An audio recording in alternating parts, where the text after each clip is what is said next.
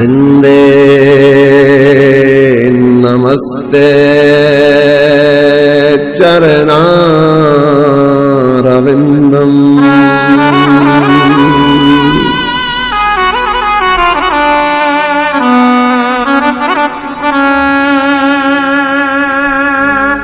वाञ्छाकल्पतरुभ्यश्च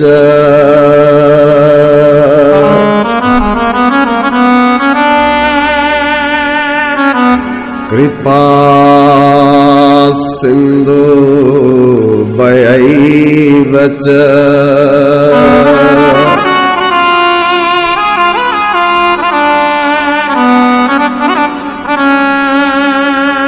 पतितानां पावनेभ्यो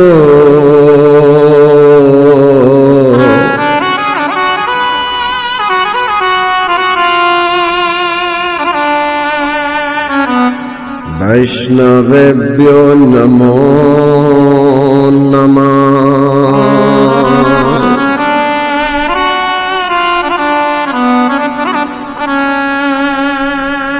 श्री कृष्ण चैतन्य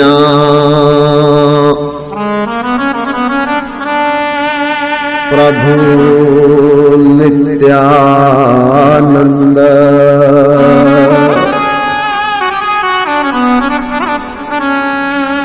श्री अद्वैत गदाधर शिवसदि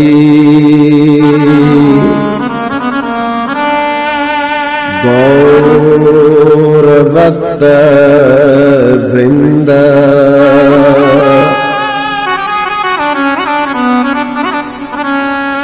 हरे कृष्णा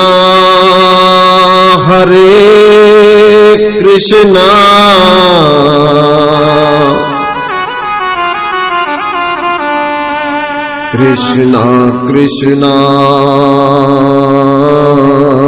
हरे हरे।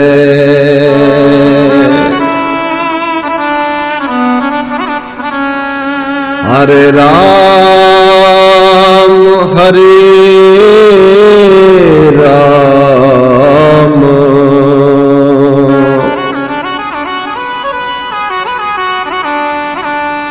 राम राम हरे हरे।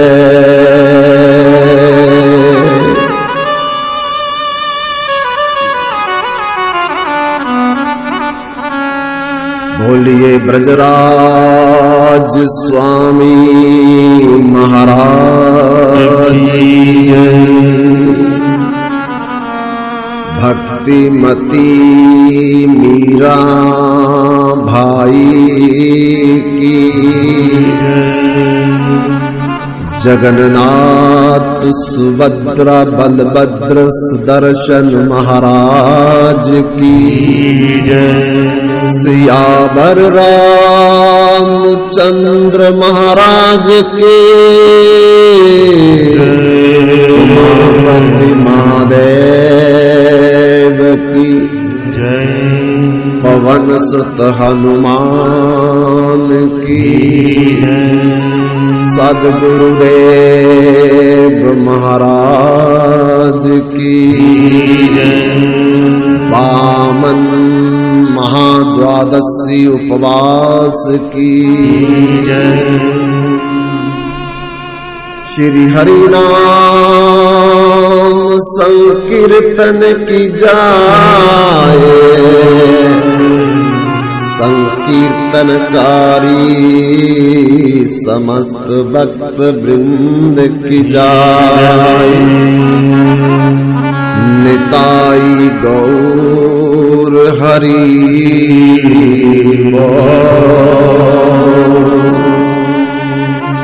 हरि बोल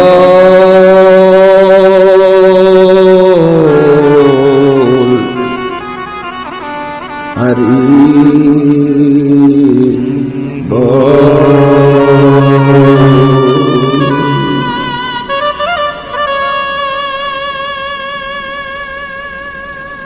नूरपुर स्थित कम्युनिटी हॉल के प्रांगण में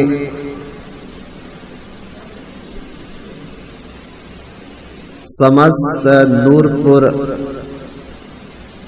शहर वासियों की तरफ से तथा भगवान ब्रजराज स्वामी की कृपा से 9 दिवसीय संकीर्तन तथा भागवत रहस्य कथा का आयोजन किया गया था, जिसमें अभी तक 8 दिन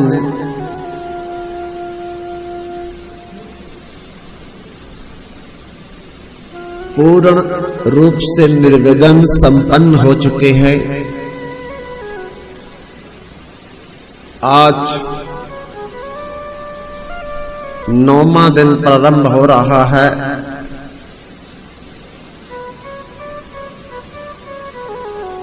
इन 8 दिनों में हमने एक ही बात पर चर्चा की है। कौन सी बात?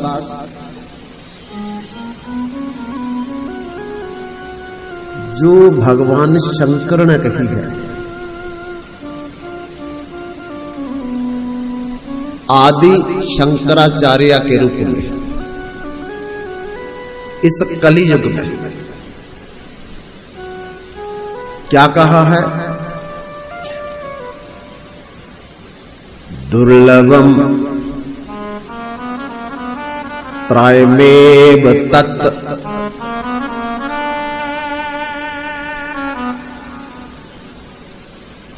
देवानुग्रहकारकम्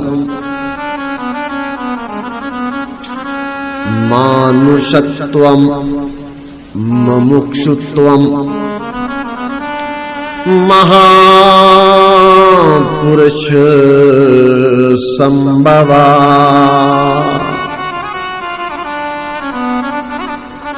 भगवान की पूरी सृष्टि में सब कुछ मेहनत करके प्राप्त किया जा सकता है, भाग दौड़ करके उपलब्धि हो सकती है, लेकिन 3 वस्तुएं ऐसी हैं जब तक भगवान की कृपा नहीं होगी वो किसी को भी नहीं मिल सकती।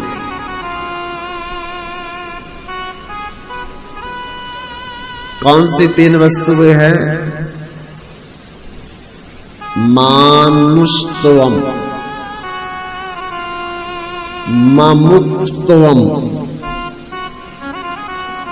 महापुरुष संभवा। पहली वस्तु है मनुष्य का शरीर। आप मेहनत करके नहीं प्राप्त कर सकते, पैसे से नहीं खरीद सकते। ये तो भगवान अपनी मर्जी से जिसको देंगे उसी को मिलेगा, जिसको नहीं देंगे उसको नहीं मिलेगा।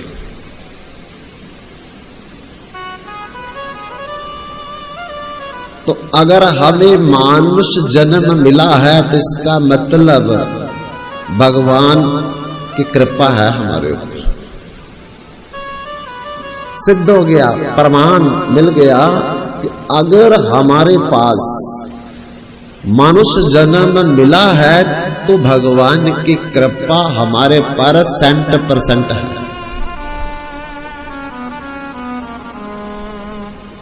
अब रही दूसरी बात,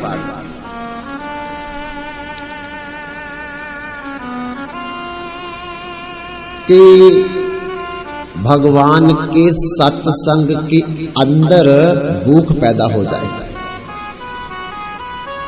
भगवान के नाम जप के अंदर लालसा पैदा हो जाए,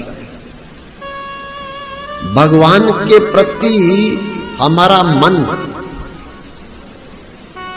उत्तेजित हो जाए तो वो भी हम देख रहे हैं कि कहीं ना कहीं हम लोग मंदिरों में, सत्संग में, धाम में, तीर्थ में जाने का मन बनाते रहते हैं। दूसरी कृपा भी भगवान की है और तीसरी कृपा है फिर कोई ऐसा व्यक्ति मिल जाए, ऐसा कोई शख्स मिल जाए जो हमें भूख लगी है उस भूख को मिटा दे। ये तीसरी कृपा। अंदर भूख तो लग गई, भोजन चाहिए लेकिन मिले ही ना, प्यास लग गई, पानी चाहिए पर मिले ही ना। तो तीसरी कृपा है भगवान को मिलने की अंदर भूख पैदा हो जाए।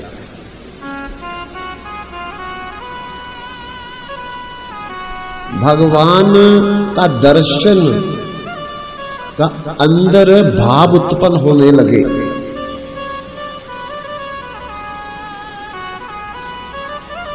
तो उस भूख को खत्म करने के लिए कोई ऐसा व्यक्ति मिल जाए, धन देने वाला नहीं, व्यापार देने वाला नहीं, नौकरी देने वाला नहीं, पुत्र देने वाला नहीं, अच्छे घर में विवाह करवाने वाला नहीं, ये तो अनंत बार हमको मिले लेकिन बीमारी खत्म नहीं हुई।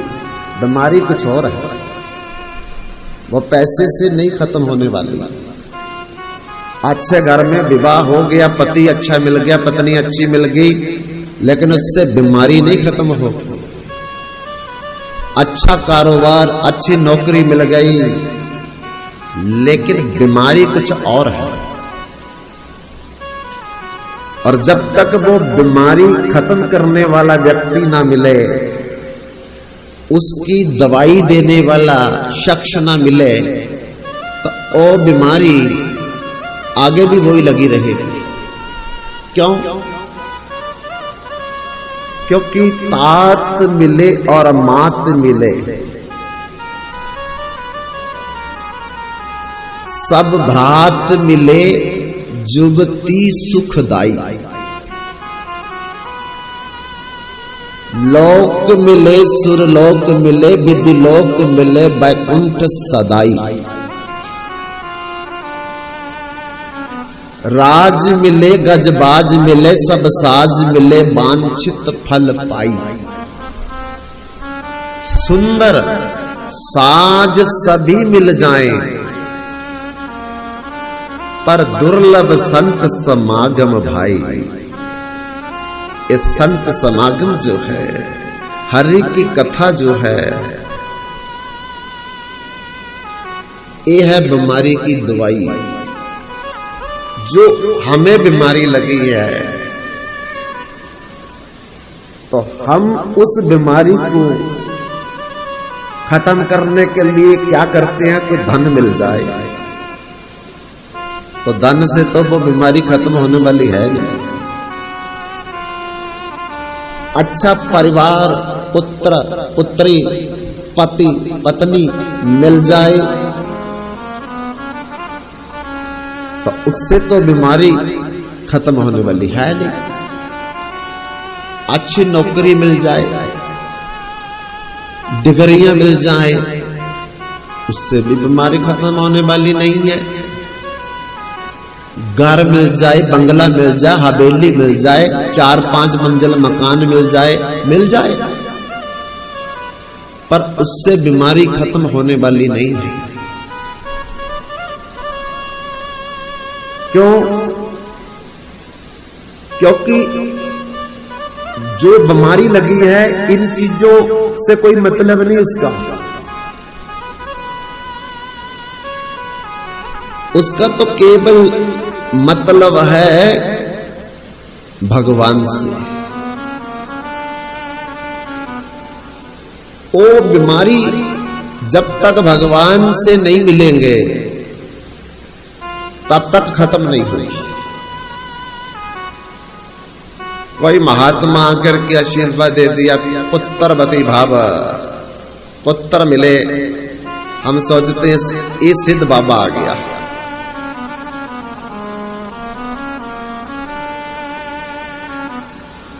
कोई महात्मा करके बोल दे धन की प्राप्ति हो जाए, नौकरी की प्राप्ति हो गए, हम बोले बहुत सिद्ध महात्मा है, और बीमारी लगा के चला गया।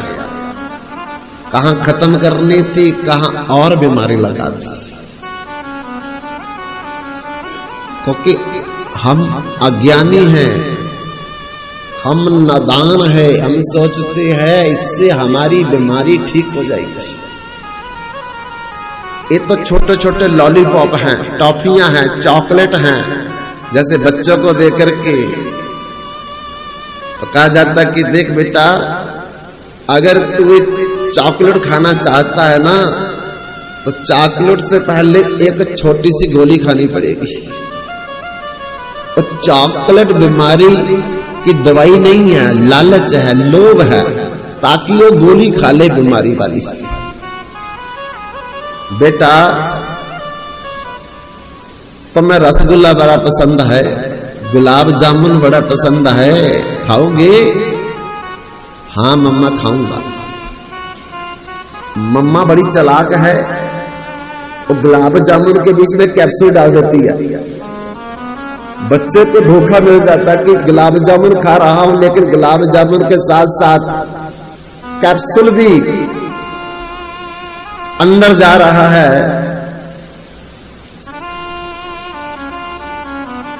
तो मतलब गुलाब जामुन नहीं देना है, रसगुल्ला नहीं देना है, लॉलीपॉप नहीं देना, टॉफी चॉकलेट नहीं देना है। मतलब है कि उसका लोभ दे करके वो जो बीमारी लगी है उसका कैप्सूल खिलाना है। कहीं कहीं हमारे शास्त्र वेद में ये करने से तुम्हारा घर सुखी हो जाएगा बोला जाता है, ये करने से मुकदमा खत्म हो जाएगा, ये करने से संतान की प्राप्ति होगी। तो क्या करेंगे? संतान मिल जाएगी तो क्या करेंगे? मुकदमा चला जाएगा तो क्या करेंगे? नौकरी मिल जाएगी तो अनंत जन्म में हम लोग कई बार PM, CM, DM, SDM, AGM, DM बन चुके हैं। ब्रह्मा, इंद्र, जमराज, वरुण, वायु, ये सब हम लोग कई बार बन चुके हैं। लेकिन आ ब्रह्म भुवना लोक का पुंदरा वर्तनो अर्जुना, सबसे बड़ी पदवी है ब्रह्मा की। और ब्रह्मा बन करके भी मरना पड़ेगा। जब मरना पड़ेगा तो फिर जन्मना भी पड़ेगा, और जब मरना और जन्मना पड़ेगा तो माता की कोख में उल्टा लटकना भी पड़ेगा। तो यही तो दुख है बड़े, और क्या है? एक खत्म करने हैं, हम लोग और चक्कर में पड़े हुए हैं। इसलिए संत कहते हैं, निर्धन कहे धनवान सुखी, धनवान कहे सुख राजा को बारी।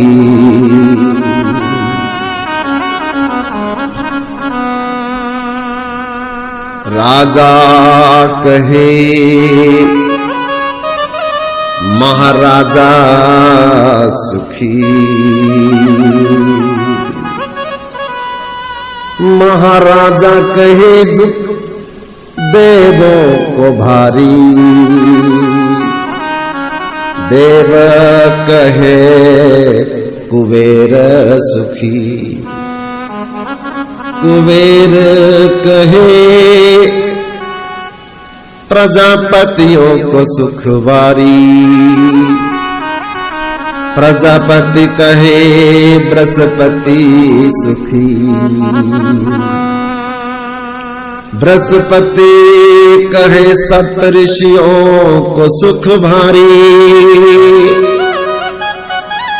सप्तऋषि कहे ब्रह्मा सुखी,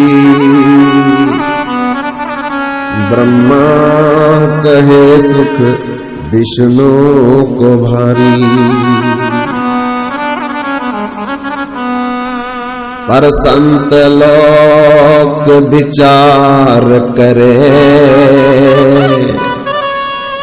हरि भजन बिना सब जीव दुखारी।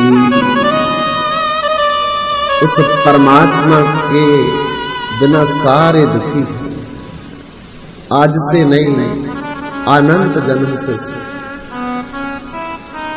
और इसीलिए भगवान मानव शरीर देते हैं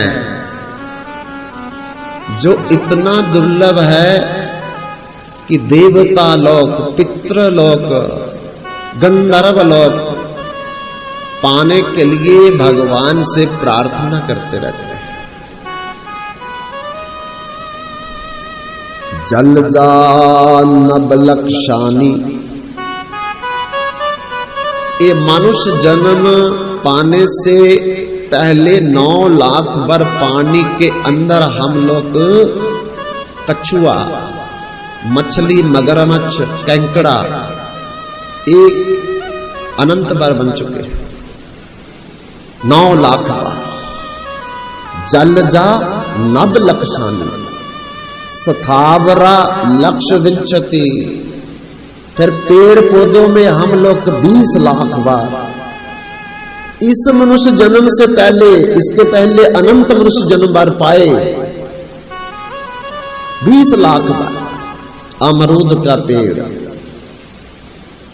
जामुन का पेड़, आंवले का पेड़, केले का पेड़ बन चुके हैं। कृमि और रुद्र शंख का कीड़ा मकोड़ा 11 लाख बार। 11 लाख बार कीड़ा मकोड़ा हम बन चुके हैं ये मनुष्य जन्म पाने से पहले।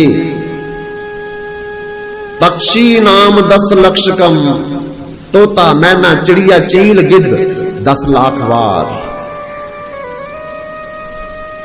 63 लक्षानी पच्छवा, 30 लाख बार हम लोग गाय, बैल, घोड़ा, ऊंट, हाथी इस सब में जा चुके हैं।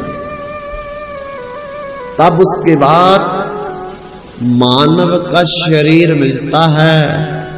इसलिए दुर्लभो मानुष देहो दहीनाम छन्न बंगूर तत्रापि दुर्लभम मन्य वैकुंठ प्रिया दर्शनम। ये बड़ा दुर्लभ है,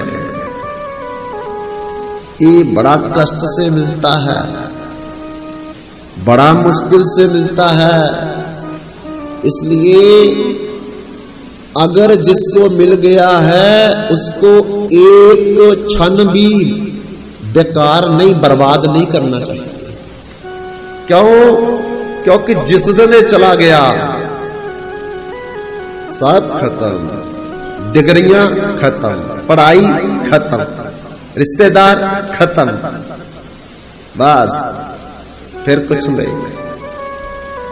इसलिए जब तक जे है तब तक कुछ कर लो, ताकि कम से कम अगले जन्म में मनुष्य का जन्म तो मिल जाए, कहीं जानवरों में ना चले जाएं, कहीं कीड़े मकोड़े में बन जाएं। तो वो तो संभव तभी होगा जब हम लोग भगवान का सत्संग सुनेंगे, कथा सुनेंगे, भगवान के नाम का संकीर्तन करेंगे। इसलिए आदि गुरु शंकराचार्य जी कहते हैं कि पहले नंबर पे मनुष्य जन्म जो है ये भगवान की कृपा से मिलता है।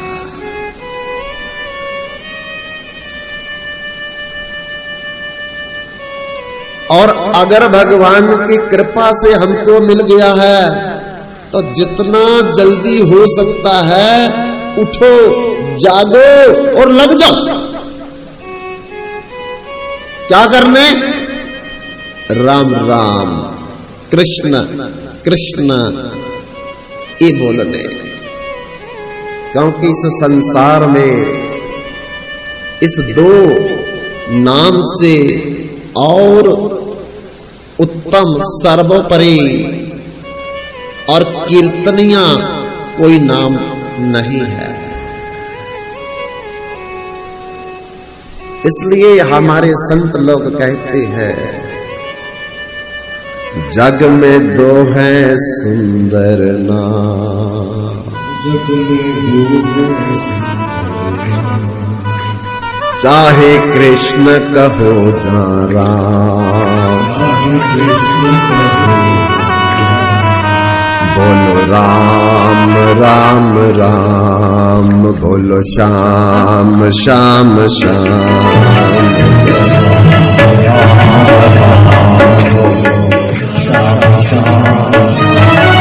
जग में दो है सुंदर नाम, चाहे कृष्ण कहो जा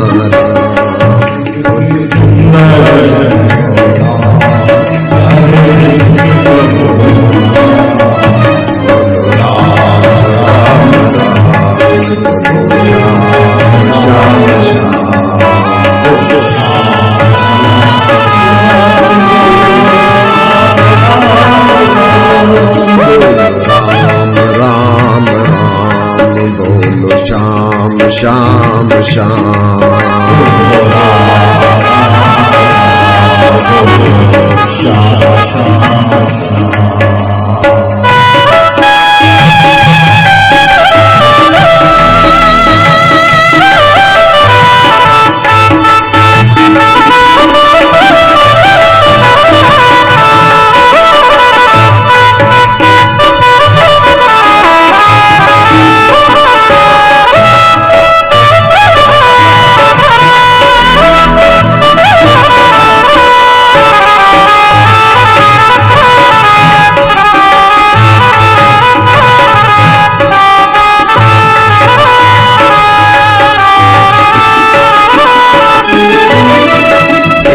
बेर बिलनी के खाबे, एक सोदा संग करावे,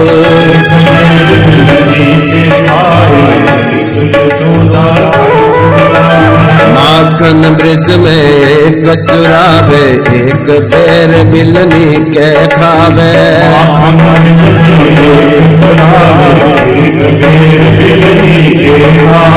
प्रेम बाप से बड़े अनोखे, प्रेम बाप से बड़े अनोखे, प्रेम बाप से बड़े अनोखे, प्रेम बाप से बड़े अनोखे, दोनों के हैं काम,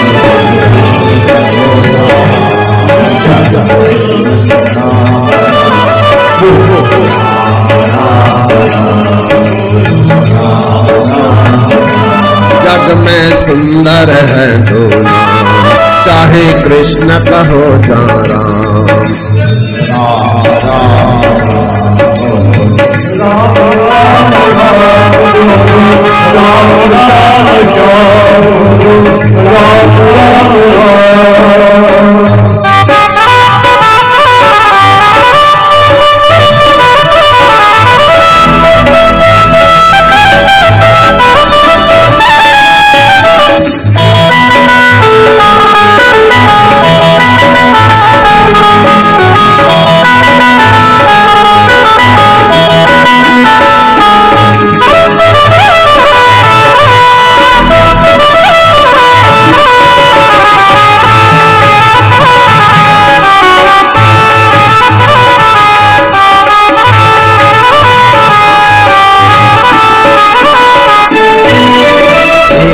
कंस पापी को मारे, एक दुष्ट रावण संगारे।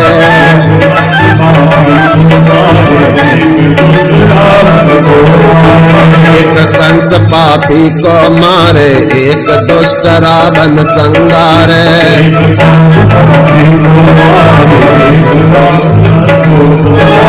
दोनों दीन के दुख हरत है, दोनों दीन के दुख हरत है,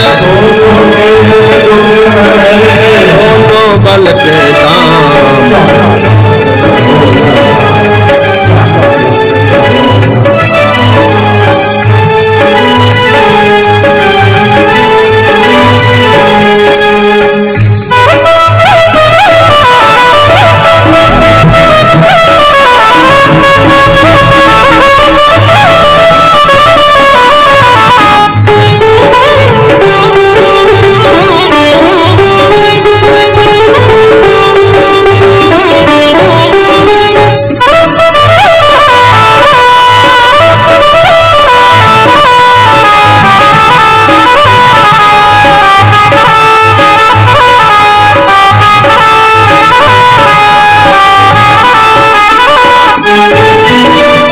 राधिका सिंह साजे, एक जानकी संग विराजे।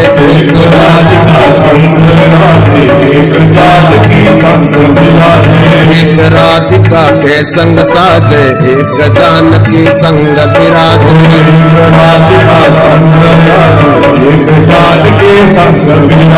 राधे राम कहो जा, बोल राधे श्याम।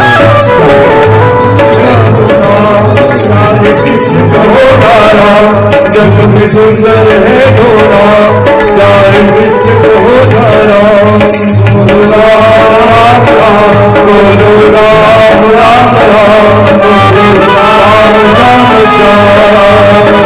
जग में सुंदर है चाहे कृष्ण कहो जा राम।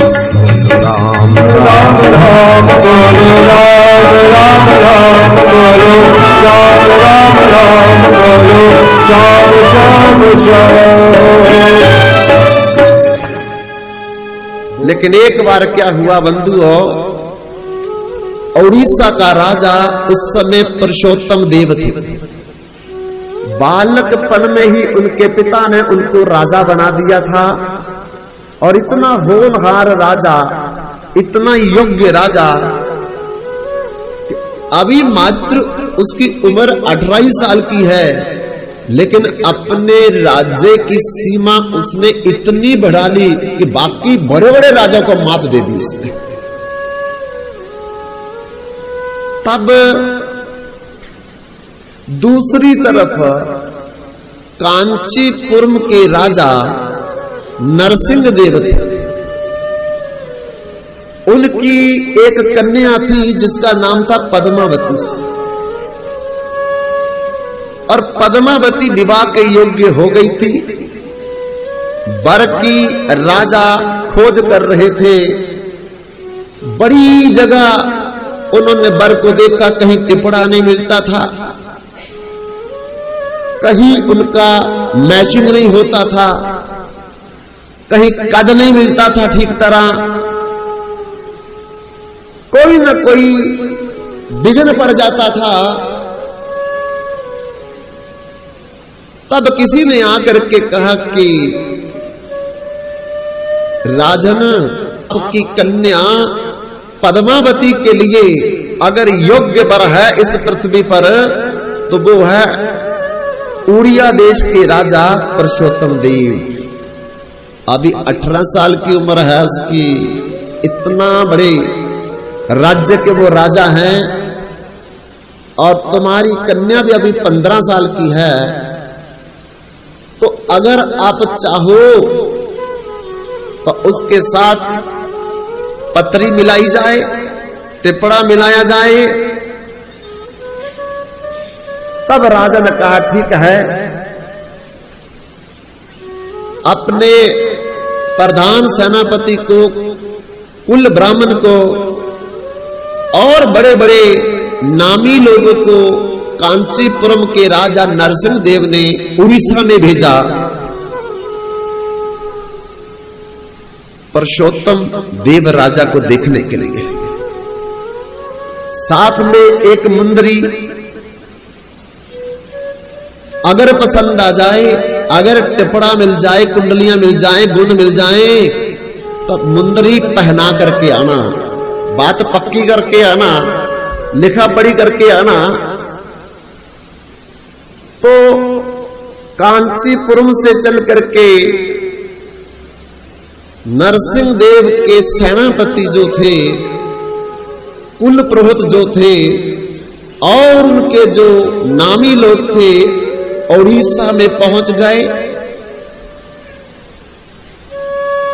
पुरुषोत्तम देव ने बड़ी अच्छी उनकी रहने की व्यवस्था की, राजाओं जैसी।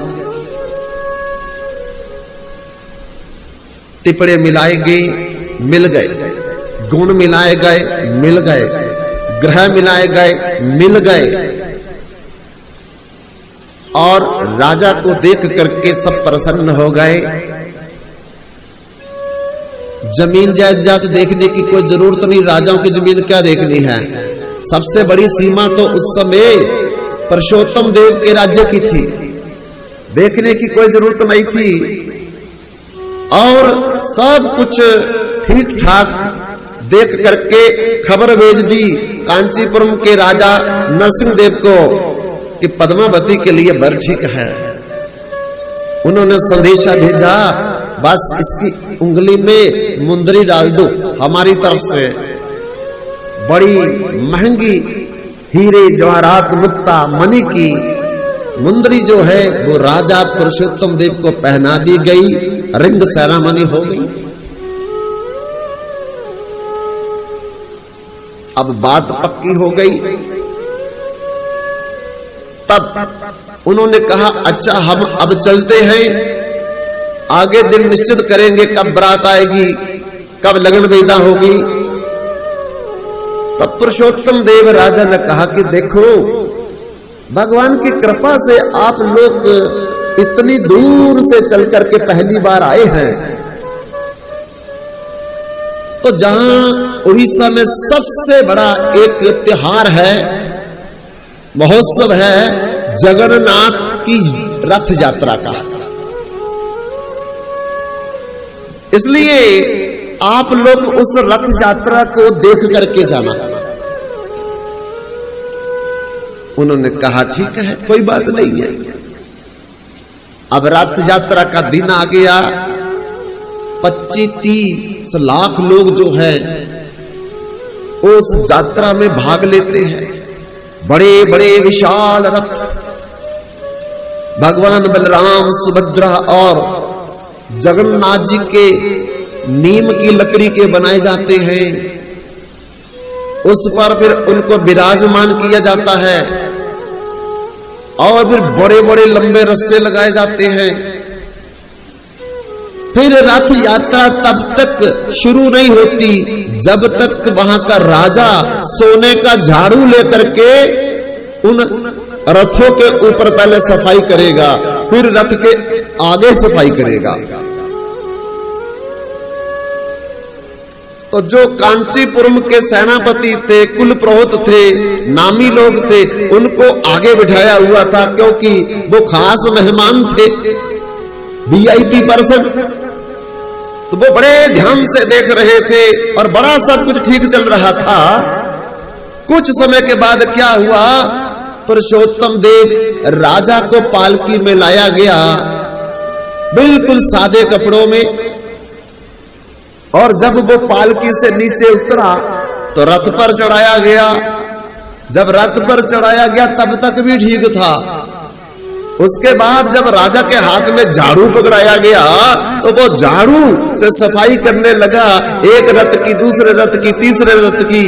फिर आगे जो रोड बनी हुई है पक्की, वहां भी झाड़ू मार करके जब राजा सफाई करने लगा तो उनमें आपस में बात होने लगी, ये राजा नहीं, ये तो सफाई कर्मचारी है कोई, जिसको हमने अपने राजा की पद्मावती के लिए पसंद कर लिया है, तो झाड़ू दे रहा है। ये कहां का राजा है? तब मन मैला हो गया, बताया भी नहीं। उन्होंने वहां से चोरी चोरी उठ करके जहां उनके रहने की व्यवस्था की हुई थी वहां से अपना सारा सामान उठाया, बिना ताला लगाए ही वो बाहर से निकल के कांचीपुरम के लिए। जब रथ यात्रा हो गई तो वहां देखने के लिए गए तो ताले खुले पड़े हैं, दरवाजे खुले पड़े हैं, सामान बिखरा पड़ा है, लेकिन मेहमान चक्रव्यूह हो चुके हैं, कोई भी नहीं है वहां। क्या हो गया, क्या नहीं हो गया? कौन सी बात हमने बोल दी जिससे वो नाराज हो गए? तो पता ना कुछ भी लगे। तब राजा पुरुषोत्तम देव तो इंतजार में है कि रिंग सेरेमनी हो गई है, अब विवाह की तारीख आएगी। तो वहां से एक पत्थर आया लेकर के ब्राह्मण, और उस पत्थर को बड़े दरबार में पुरुषोत्तम देव ब्राह्मण से पढ़वाने लगे। तो उसमें लिखा था, हमारी पद्मावती राजकुमारी है और उसका विवाह राजकुमार से होगा। हम लोग अपनी राजकुमारी कन्या का विवाह किसी कर्मचारी सफाई से नहीं करेंगे। एक कर्मचारी सफाई करने वाला कौन है? तब पता चला कि वो राजा के लिए कह रहे हैं कि उसने झाड़ू उठा करके रथों पर सफाई की, फिर रास्ते की सफाई की। तो राजा बोलने लगा, अरे वो तो मैं जगन्नाथ भगवान के लिए सफाई, ये तो परंपरा चली आ रही है, तो उससे क्या मैं सफाई कर्मचारी बन गया? ए बात को सुन करके राजा को बड़ा दुख हुआ कि भगवान का मैं सफाई कर्मचारी तो हूं, भगवान का मैं नौकर तो हूं, आम मैं लोगों का नौकर नहीं हूं। लेकिन उन्होंने इस बात के लिए रिश्ता तोड़ दिया। तो अब मैं उनको बताऊंगा कि रिश्ता तोड़ना चाहिए था या नहीं तोड़ना चाहिए था। तो क्या किया, राजा ने सेना लेकर के कांचीपुरम के राजा नर कर दिया, और इतना विशाल युद्ध हुआ, इतना विशाल युद्ध हुआ कि पुरुषोत्तम देव युद्ध में हार गए। जब युद्ध में हार गए, बहुत बड़ी सेना भी नष्ट हो गई युद्ध में, तो कांचीपुरम के राजा नरसिंह देव ने कहा, बड़ा युद्ध करने आया था, बड़ी सेना लेकर के आया था, लेकिन मैं तो तुम्हारा अभी वध कर सकता हूं, लेकिन इसलिए तुम्हें माफ कर रहा हूं पुरुषोत्तम देव कि मैंने अपनी कन्या की तरफ से आपकी उंगली में मुद्री पहनाई थी, वर के लिए चुना था। अगर मैंने ऐसा ना किया होता तो अभी मैं तेरा वध कर देता। बड़ी खोटी खरी राजा को सुनाई और बंदी बना लिया। फिर कुछ समय के बाद छोड़ दिया गया, लेकिन राजा पुरुषोत्तम देव बड़ा दुखी हुआ मन में कि मैंने तो झाड़ू जो दिया था वो तो भगवान जगन्नाथ जी के लिए दिया था, बलराम जी के लिए दिया था, सुभद्रा जी के लिए दिया था, कोई लोगों के लिए थोड़ी झाड़ू दिया था। तो भगवान ने मेरी इतनी सहायता भी नहीं की कि मैं युद्ध जीत जाता, उल्टा मैं पराजित हो गया। और पराजित हो करके कितनी खरी खोटी मुझे सुननी पड़ी। मैं क्या मुंह दिखाऊंगा जाकर के कि बड़ा मैं चला था वहां कि युद्ध जीत करके आऊंगा, युद्ध जीत करके आऊंगा, लेकिन आखिर मैं पराजित हो गया, मैं वापस नहीं जा सकता। तो कृष्णा नदी थी, तो मन बना लिया राजा ने कि मैं इस कृष्णा नदी में जल समाधि ले लूंगा, अपने प्राण दे दूंगा, लेकिन उड़ीसा में वापस नहीं जाऊंगा। पर मन में सोचा कि एक बार मैं कम से कम चिट्ठी लिख करके जगन्नाथ जी को भेज दूं कि आपके लिए मैंने रथों की सफाई की थी, रास्ते की सफाई की थी, और आपकी सफाई करने के कारण जो है मुझे आज पराजय का मुंह देखना पड़ रहा है, इसलिए आपने मेरी कोई सहायता नहीं की, तो मैं अब जल में समाधि ले लूंगा। वो चिट्ठी लेकर के राजा की जगन्नाथपुरी में आदमी पहुंच गया और आकर के वो चिट्ठी पंडा को दी। पंडा ने चिट्ठी जो है वो भगवान जगन्नाथ जी के चरणों में रख दी, और जब जगन्नाथ जी के चरणों में वो चिट्ठी राजा पुरुषोत्तम देव की रखी, तो जगन्नाथ जी ने उस पंडा को रात को सौंपन दिया कि पंडा जी, मैं आपको चिट्ठी लिखवाता हूं, आप चिट्ठी लिखो सौंपन में ही। पंडा सौंपन में चिट्ठी लिखने लगा, भगवान जगन्नाथ सौंपन में चिट्ठी लिखाने लगे। सबसे पहले भगवान जगन्नाथ जी ने राजा को डांटा। क्या डांटा? जब तुम युद्ध करने चले थे, क्या मेरे पास आकर के तुमने आज्ञा ली थी कि मैं युद्ध करने जा रहा हूं? आज मरने के लिए तू चिट्ठी मुझे भेज रहा है कि मैं आपका सफाई कर्मचारी था। तो अगर मेरा सफाई कर्मचारी था तो कम से कम मेरे पास आकर के आज्ञा तो लेता कि मैं युद्ध के लिए जा रहा हूं, क्योंकि रिश्ते में उन्होंने इनकार कर दिया था, तब मैं तेरे साथ उसी समय चलता। अब मरने वाली स्थिति हो गई है, पराजित हो गया है, हार गया है, तो अब मेरे को चिट्ठी भेज रहा है कि मैं जल समाधि लेने जा रहा हूं। लेकिन चलो जो भी हो गया ठीक है, लेकिन अब मरने की कोई जरूरत नहीं है। द्वारा सेना इकट्ठी करो और हम तुम्हारी सहायता करेंगे, तुम्हें विजय जरूर प्राप्त होगी। ऐसा सौंपन में चिट्ठी लिखा दी। लेकिन जब पुजारी ने सुबह मंदिर खोला, जगन्नाथ जी के चरणों में देखी तो वो असली की चिट्ठी पड़ी हुई थी।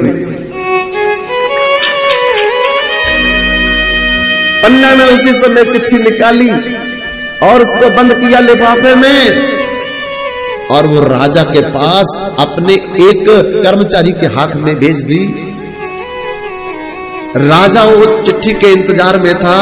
चिट्ठी को देख करके एकदम पढ़ा। जब पढ़ा तो सोचने लगा कि बात तो ठीक है कि अगर मैं जगन्नाथ जी का सफाई कर्मचारी था तो जगन्नाथ जी से मुझे आज्ञा लेनी चाहिए थी युद्ध में। मैं तो ली ही नहीं आज्ञा कोई भी। चैतन्य महाप्रभु भी जब दक्षिण भारत में प्रचार के लिए निकले थे तो पहले जगन्नाथ जी के पास गए थे आज्ञा लेने के लिए। हे जगन्नाथ, मैं आपके प्रचार के लिए जा रहा हूं, कोई बाधा आए तो आप मेरी बाधा को दूर करना। इसलिए भगवान की शिक्षा हमारे लिए भी है। जब भी कोई घर से मुकदमे के लिए निकलो, काम के लिए निकलो, व्यापार के लिए निकलो, इंटरव्यू के लिए, तो घर में जो मंदिर है सबसे पहले वहां हाथ जोड़ करके भगवान से आज्ञा लेनी चाहिए कि मैं मुकदमे की हेरी के लिए जा रहा हूं, आप ध्यान रखना।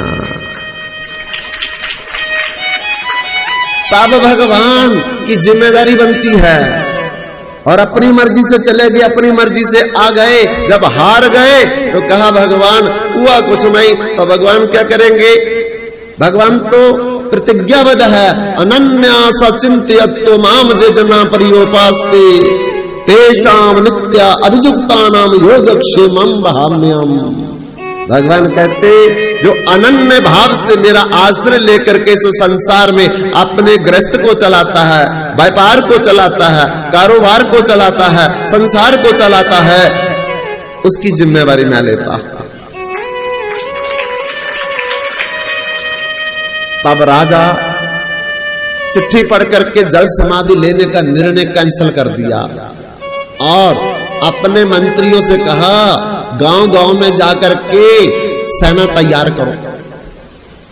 अब पहली वाली सेना तो नष्ट भ्रष्ट हो गई थी, फिर नौजवान लड़कों को ढूंढ ढूंढ करके गांव में जा करके सेना तैयार करने लगे। थोड़ी मती सेना जितनी भी थी वो तैयार होगी, लेकिन उनको युद्ध करने की कला का कुछ पता नहीं है, अभ्यास नहीं है। लेकिन फिर भी राजा के मन में एक उल्लास है, उत्साह है कि जगन्नाथ जी ने कहा कि हम तुम्हारी सहायता करेंगे। अब दूसरी बार फिर परशुराम देव ने छोटी बड़ी सेना को लेकर के कांचीपुरम के राजा नरसिंह देव को जाकर के बोल दिया कि पहली बार तो आपने मुझे हरा दिया, अब युद्ध में मुझे हराओगे तो मैं देखूंगा।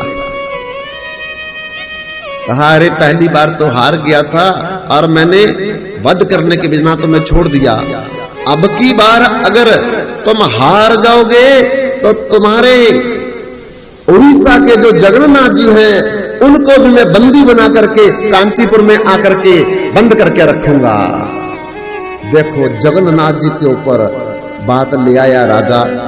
लेकिन परशुराम देव ने भी कहा कि अगर मैं जीत गया तो तुम्हारी कन्या को तो ले ही जाएंगे, लेकिन तुम्हारे कांचीपुरम गणेश जी जो है उनके इष्ट देव गणेश जी थे और इधर परशुराम देव के इष्ट देव जगन्नाथ जी थे। तो परशुराम देव ने कहा कि अगर मैं जीत गया तो तुम्हारे कांचीपुरम के जो गणेश हैं इनको जेल में बंद करके मैं जगन्नाथपुरी के मंदिर में बिठाऊंगा।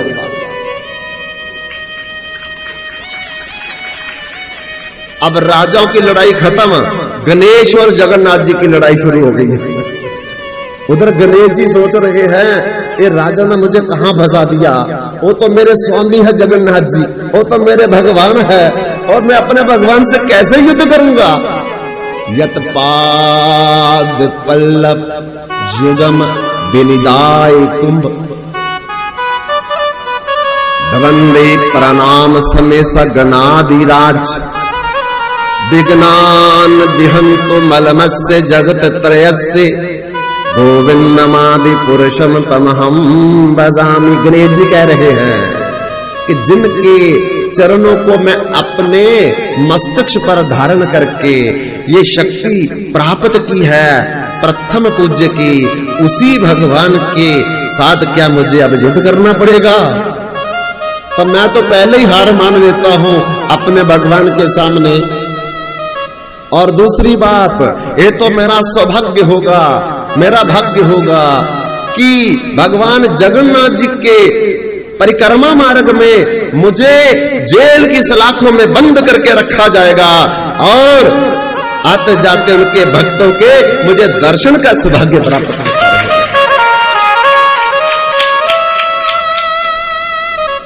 तब युद्ध हुआ और युद्ध में क्या हुआ, फिर परशुराम देव जी हारने वाले थे, हार की कगार पर थे, बिल्कुल हार की कगार पर थे। तो क्या हुआ, उसी समय दो श्याम वर्ण का और गौर वर्ण का सिपाही घोड़े पर चढ़ करके, जो श्याम वर्ण का था उसका घोड़ा सफेद वर्ण का और जो गौर वर्ण के सिपाही थे उनका घोड़ा श्याम वर्ण का, पूरे सिपाही की ड्रेस में आकर के हाथों में तलवार तीर कमान लेकर के ऐसा युद्ध कौशल दिखाया, ऐसा युद्ध कौशल दिखाया कि पराजय को विजय में बदल दिया। और तुरंत जब विजय जय घोष होने लगी तो वो दोनों सिपाही कहां चले गए किसी को पता नहीं लगा। गणेश जी को बंदी बना लिया गया, रथ पर लाद लिया गया, पद्मावती को पालकी में बिठा लिया गया, राजा को बंदी बना लिया गया और मणि के सिंहासन को भी एक हाथी के ऊपर बांध दिया गया। और एक और विग्रह थे वहां, कौन से वो विग्रह थे साक्षी गोपाल जो गवाही देने के लिए गए थे, अभी खेत में खड़े थे, एक कुटिया में रहते थे।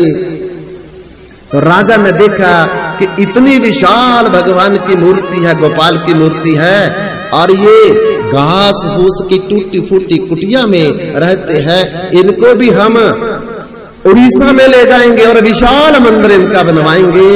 उनको भी ले आए साथ में, और एक और विग्रह लाए थे राधा कांत के विग्रह को भी और बड़े मान सम्मान के साथ में लाए, और ला करके साक्षी गोपाल को तो कटक में रखा मंदिर बना करके, राधा कांत को जगन्नाथपुरी में रखा, और गणेश महाराज जी को बिल्कुल जगन्नाथ जी के पीछे जो परिक्रमा मार्ग है वहां जेल बना करके पूरी सलाखों में अभी भी जाओगे तो आप देखोगे कि वो पूरी जेल बनाई है, और उस सलाखों में गणेश जी ऐसे करके बैठे हुए हैं। अभी भी जगन्नाथपुरी में जाओ, परिक्रमा मार्ग में बिल्कुल जगन्नाथ जी के पीछे परिक्रमा मार्ग में गणेश जी को वहां स्थापित किया गया, और मणि के सिंहासन जो था पुरुषोत्तम देव ने अपने महल में स्थित करा लिया। इस प्रकार से अब साक्षी गोपाल जो है वो कहां चले आए हैं? कटक में चले आए हैं, उड़ीसा में चले आए हैं। कांचीपुरम से, विद्यानगर से जब युद्ध समाप्त हो गया तो राजा ने कहा कि युद्ध में दो सिपाही जो देखे थे हमने, एक गौर वर्ण का, एक श्याम वर्ण का, उनको मेरे पास लाया जाए ताकि मैं उनको बड़े से बड़ा इनाम दे करके मैं सम्मान पूर्वक उनको अपने पास बिठाऊंगा, क्योंकि हम तो पराजित हो रहे थे, लेकिन उनके कौशल के कारण ही हम ये युद्ध जीते हैं। लेकिन वो सिपाही कहां हैं? ढूंढा लेकिन नहीं मिले। आखिर राजा ने कहा कि उनको ढूंढो, क्योंकि उनके कारण जब हम जीते हैं तो उनके बिना तो भाई हम किसी को भी मान सम्मान नहीं देंगे। तब सेनापति ढूंढने लगे, लेकिन कहीं भी पता ना चले कि वो कौन थे सिपाही, कहां से आए थे। आखिरी में ढूंढते ढूंढते एक दही बेचने वाली बुढ़िया थी जिसका नाम था मान्य। वहां जब पहुंचते हैं तो वो सेनापति अपने सैनिकों के संग में वहां प्यास लगी हुई थी तो दही वो बेचती थी और लेकर के पीने लगे। जब पीने लगे तो दही तो पी लिया, लेकिन जब पैसे देने की बारी आई तो वो कहते अभी तो पैसे है नहीं हमारे पास, हम तो युद्ध से आ रहे हैं, तो बाद में आपको पैसे देंगे। लेकिन वो बुढ़िया माता का क्या कहती है, अरे पहले भी एक काले रंग का श्याम वर्ण का आपका सिपाही और गौर वर्ण का एक सिपाही, दोनों घोड़ों पर मेरे पास आए थे और कहते थे दही पिला दो, बड़ी प्यास लगी है। सारा मटका मेरा दही खा गए। जब मैं पैसे मांगने लगी तो कहते पैसे तो है ही नहीं हमारे पास। वो राजा है ना, राजा, वो राजा के युद्ध में जा रहे हैं, वो राजा पैसे दे देगा। तो बाद में जब वो वापस आए और वापस आकर के फिर कहते हमको बड़ी प्यास लगी है, पूरा दही का मटका खा गए, फिर पैसे मांगे तो फिर कहते पैसा तो हमारे पास है नहीं, अभी तो युद्ध करके आ रहे हैं। तो उन्होंने भी पैसा नहीं दिया, आपने भी पैसा नहीं दिया, तो मैं तो बड़ी गरीब हूं, 4 रुपए उनके रहते हैं और आपने जो दही खाया आपके भी पैसे रहते हैं, तो मेरा घर कैसे चलेगा। तब वो सेनापति सोचने लगे, अरे गौर वर्ण का, श्याम वर्ण का, बुढ़िया को पूछने लगे, अरे 2 सिपाही थे, घोड़े पर थे, देखे थे आपने?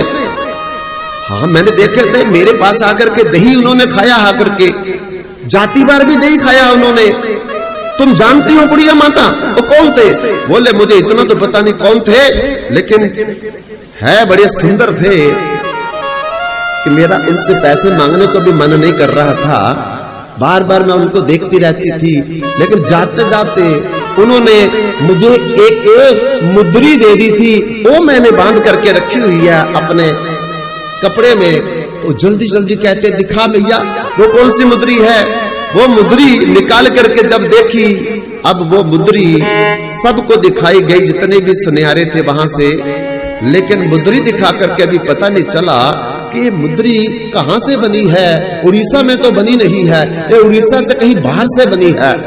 लेकिन तब भी वो कौन सिपाही थे पता नहीं चला। आखिर राजा अपने देश में वापस चला आया। तब भी राजा बार बार कह रहा है अपने मंत्रियों से, प्रधानमंत्रियों से कि उन सिपाहियों का पता चला या नहीं पता चला। तो सेनापति ने बोला कि महाराज पता तो नहीं चला, लेकिन एक बुढ़िया है दही बेचने वाली, जाती बार भी उन्होंने दही पिया था, वहां आती बार भी दही पिया था, लेकिन दिया तो कुछ नहीं।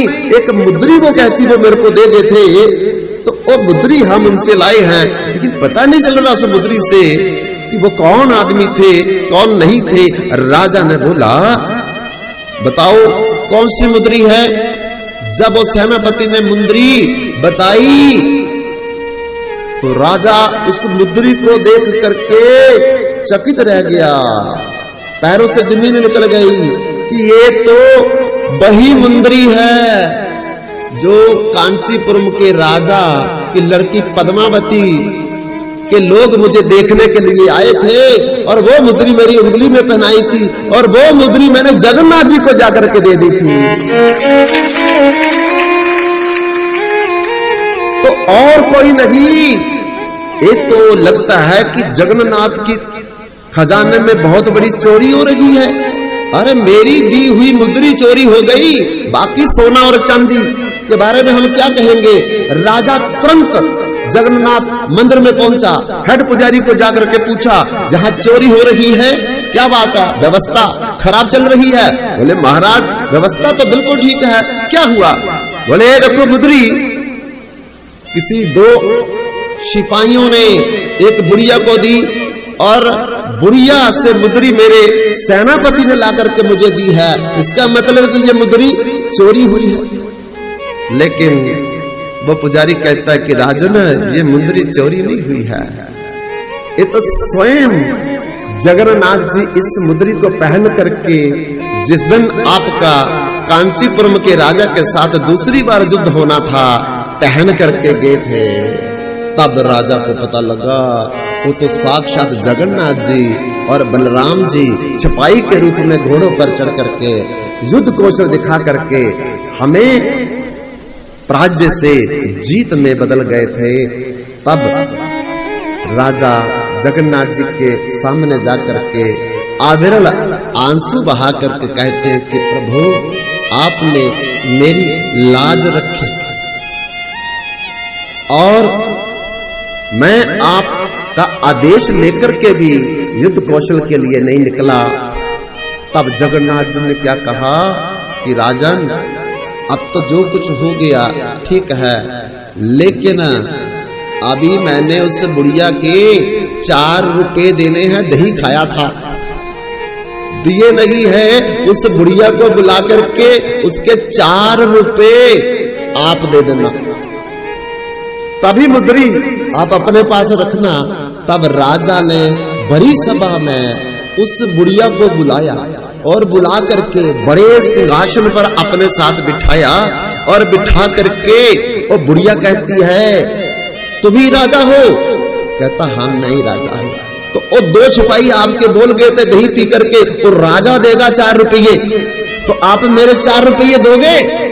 राजा कहता है मां तू 4 रुपये की क्या बात करती है, जहां खड़ी होकर के तुम जितनी अपनी नजर घुमाओगे, जहां जहां तक तेरी नजर जाएगी वो सारी जमीन तेरे नाम में मैं रजिस्टर कर दूंगा।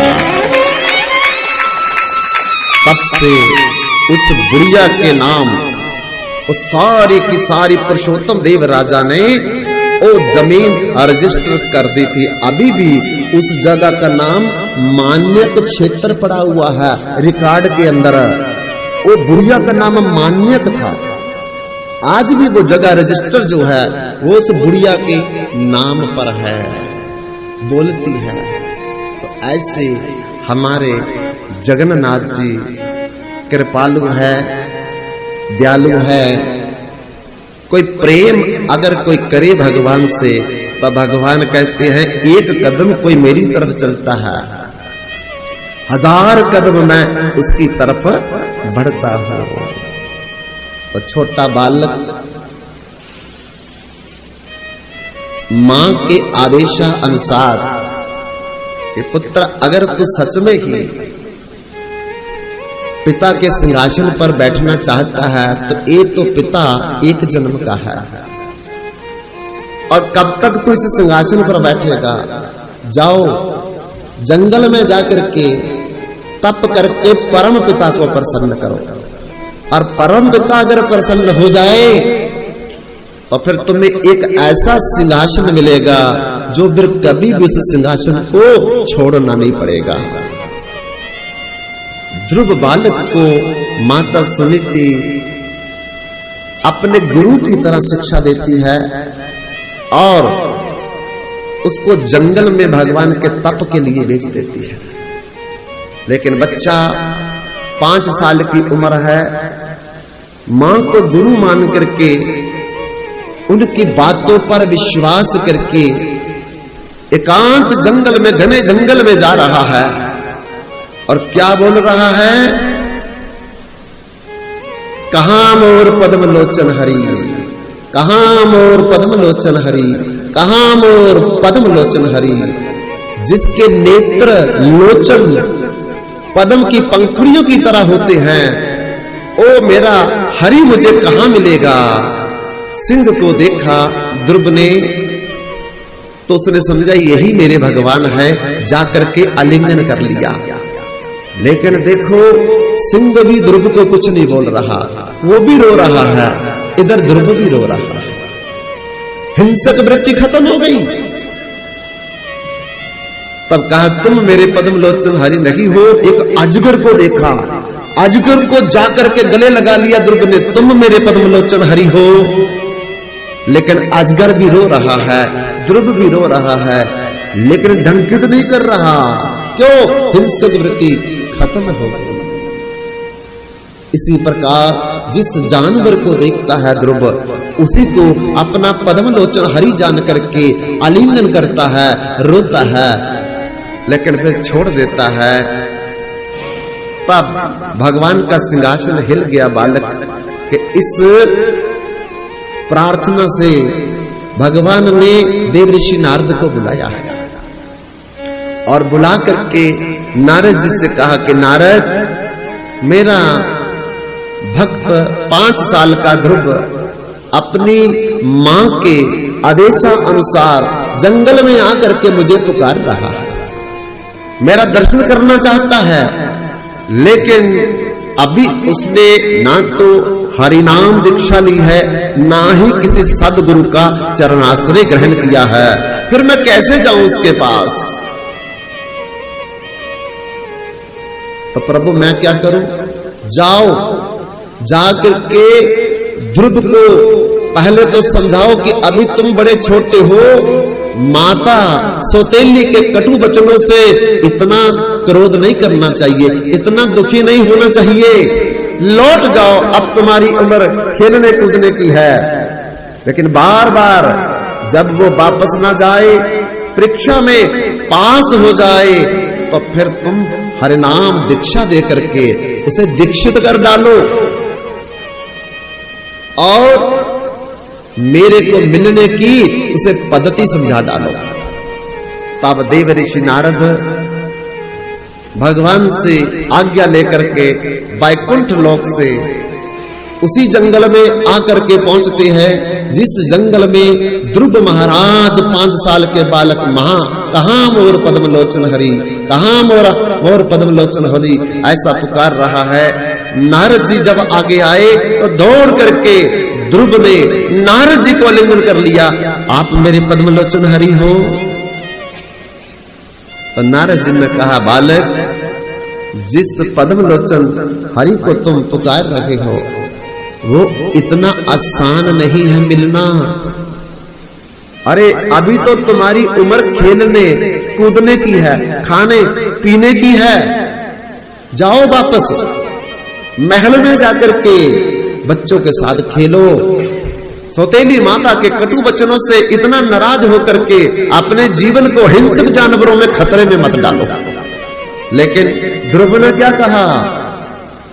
शरीर पतनम मंत्र साधना। हे महाराज, ये शरीर अगर हिंसक जानवर नहीं खाएंगे तो एक दिन ये वैसे ही खत्म हो जाएगा, क्योंकि इदम शरीरम सत्संधि जर्जरम अतत अवश्यम परिणाम पेशलम किम औषधम प्रेषसी मूल दुर्मते नारायण।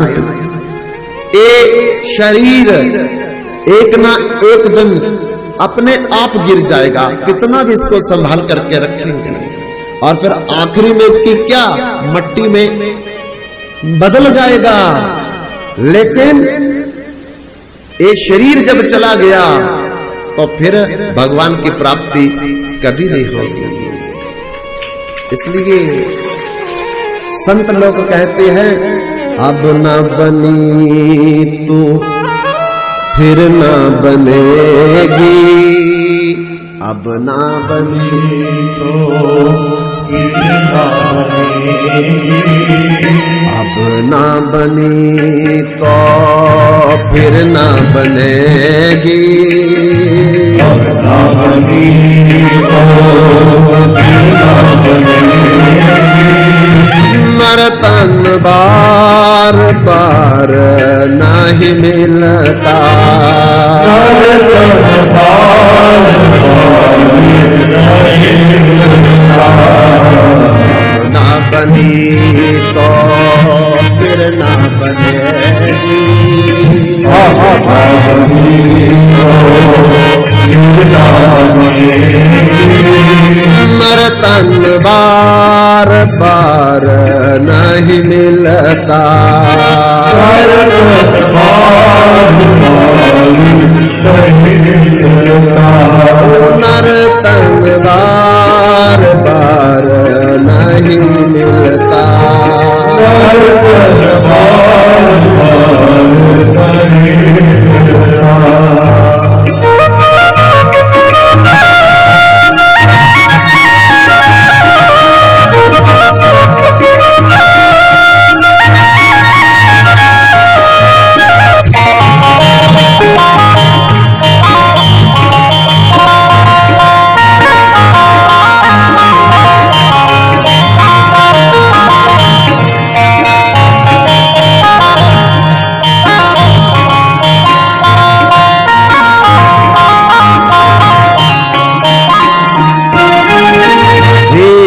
सा जन्म क्यों बिरथा गवाया,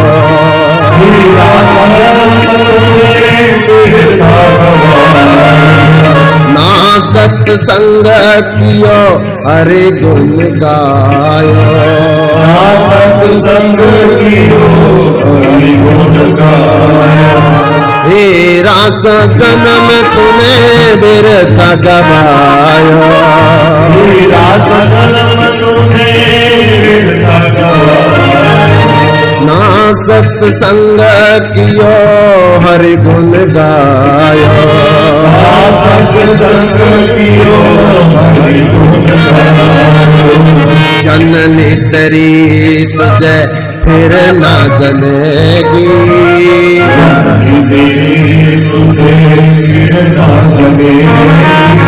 मरतन बार बार नहीं मिलता,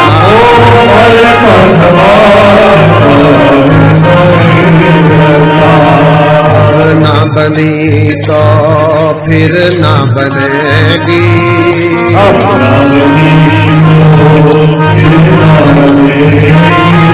मरतन बार बार नहीं मिलता, मरतन बार बार नहीं मिलता।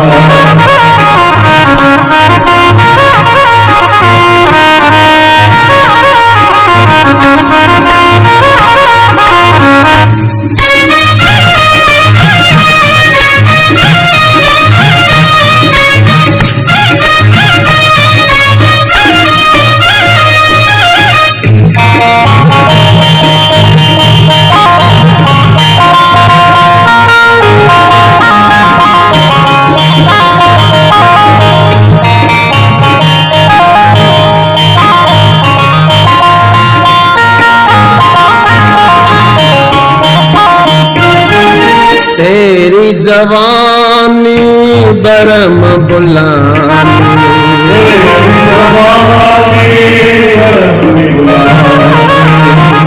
पित मात की एक न मानी,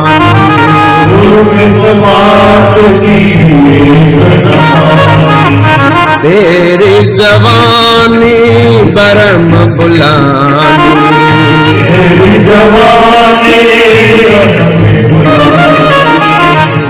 पित मात की एक न मानी,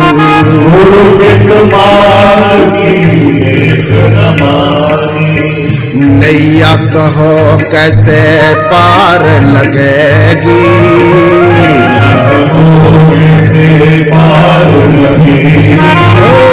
नैया कहो कैसे पार लगेगी,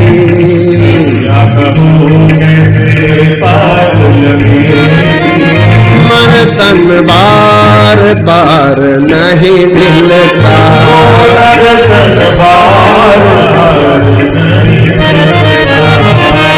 न बनी तो फिर न बनेगी,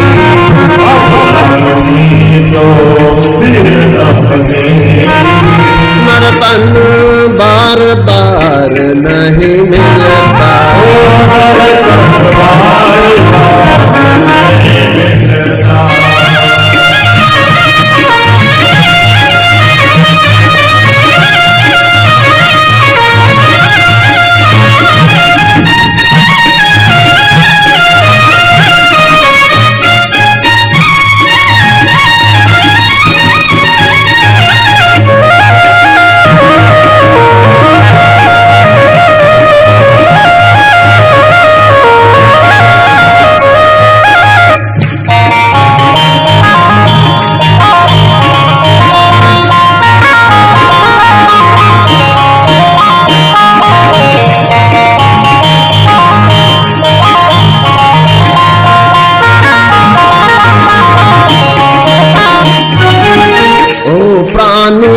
तेरी काया है माटी,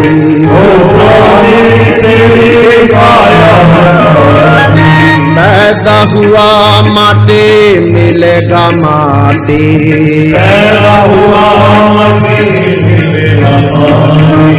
ओ प्राणी तेरी काया है माटी,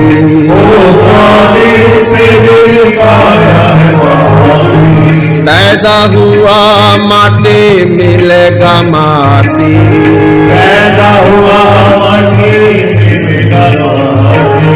माटी में आखिर माटी मिलकर रहेगी,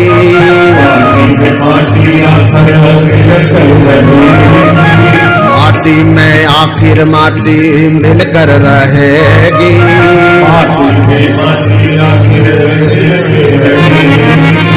नर्तन बार बार नहीं मिलता,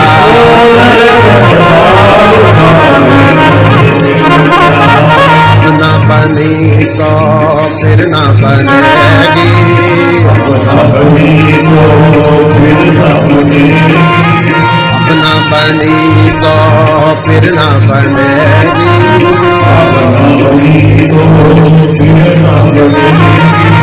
मन तन बार बार नहीं मिलता,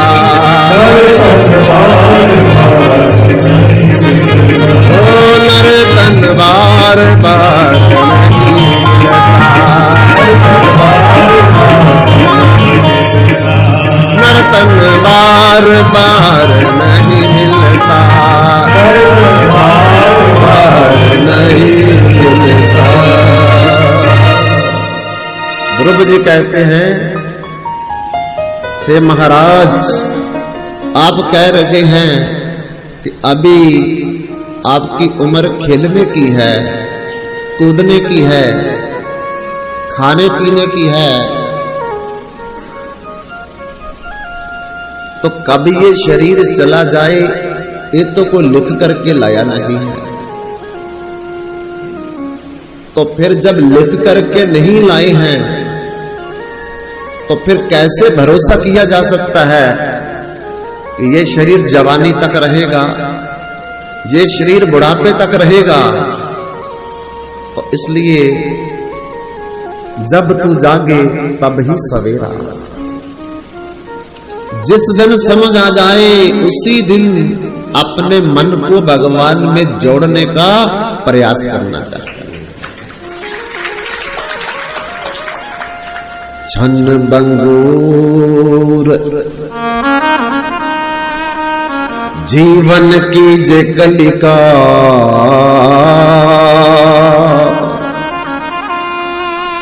कल प्रातः समय खिलना खिली।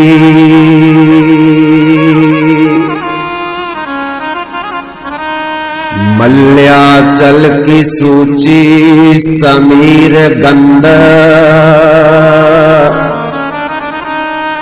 कल चली ना चली। कलिकाल कुठार लिए फिरता, तन नम रहे चोट झिली ना झिली।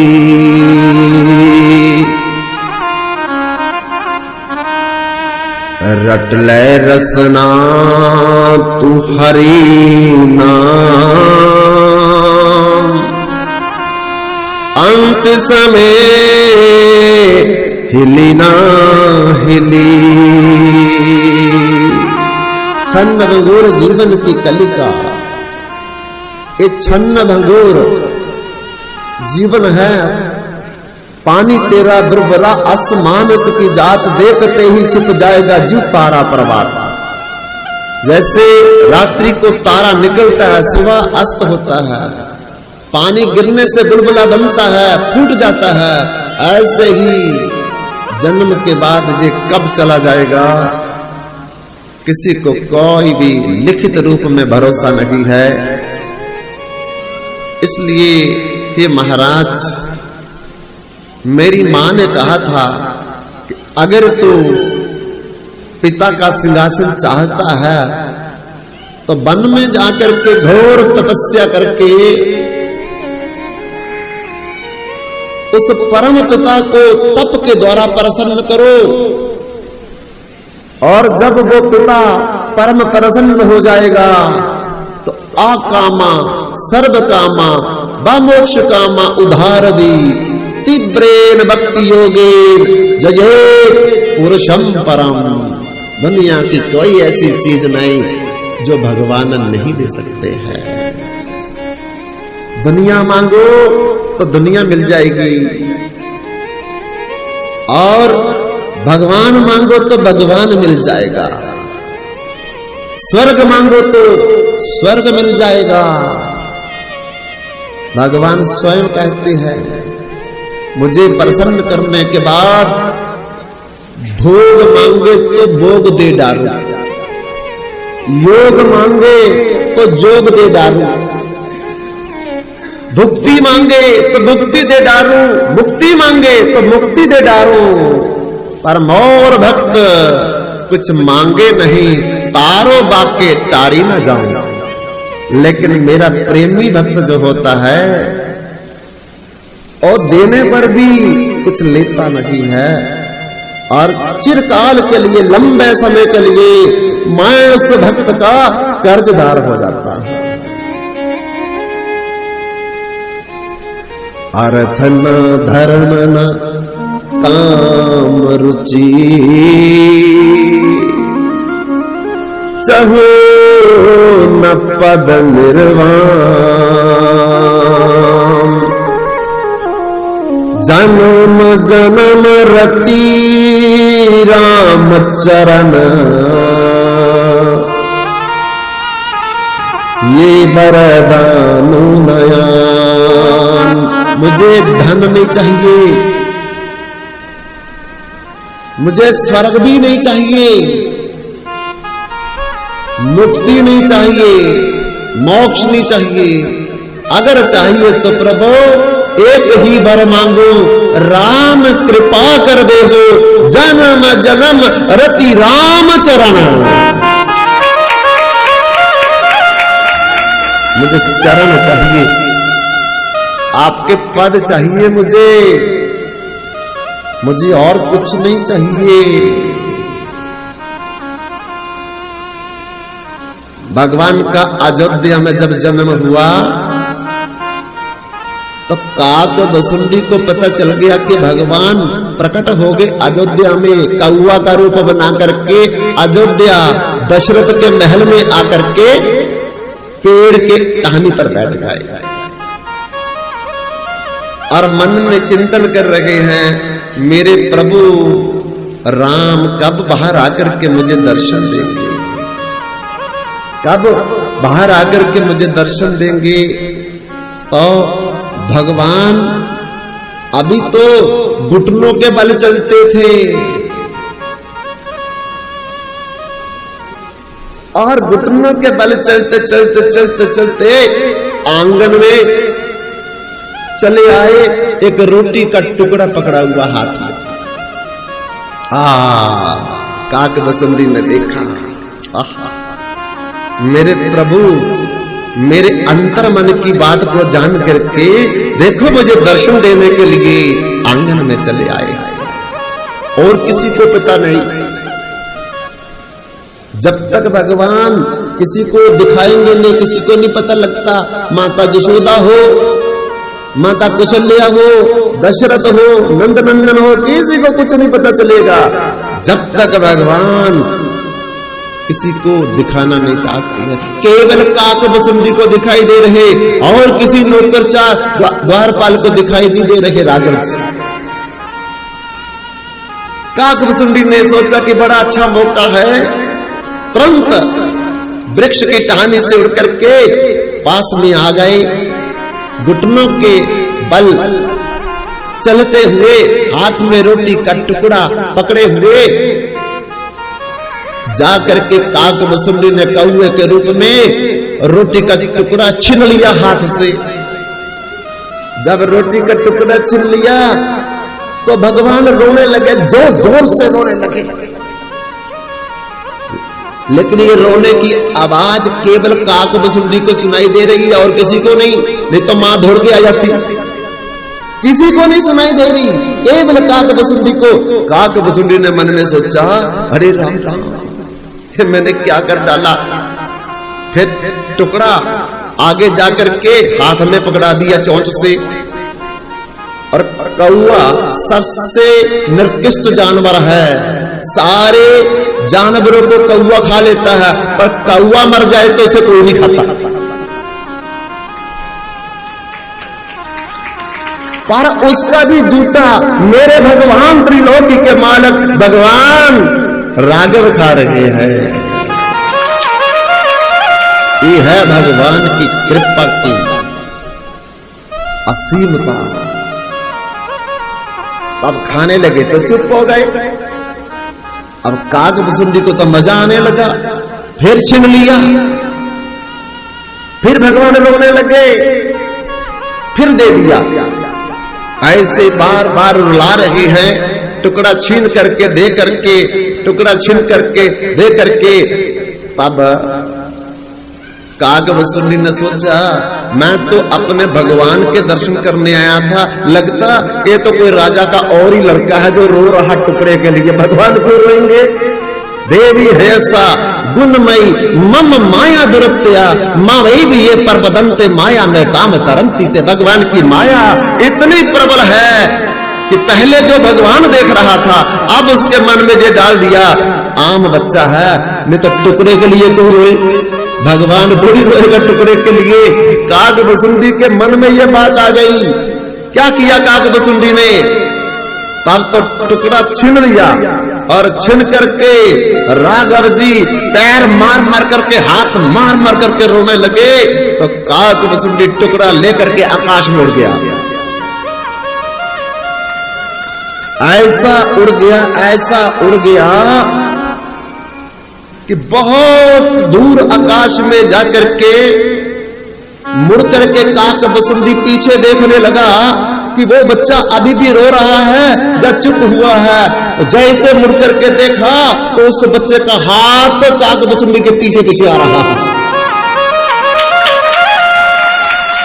अरे काक बसुंडी भी कोई मामूली नहीं है। भूलोक, भमरलोक, स्वरलोक, महरलोक, जनलोक, तपलोक, सत्यलोक तक चले गए, ब्रह्मा लोक तक चले गए उड़ते उड़ते, लेकिन फिर पीछे देखता तो भगवान का हाथ पीछे ही आ रहा है। गति रुक गई काक बसुंडी की, सांस फूल गई, बेहोश होकर के गिर गया नीचे। इतना तेज उड़ रहा था, लेकिन हाथ पीछे, हाथ पीछे, हाथ पीछे।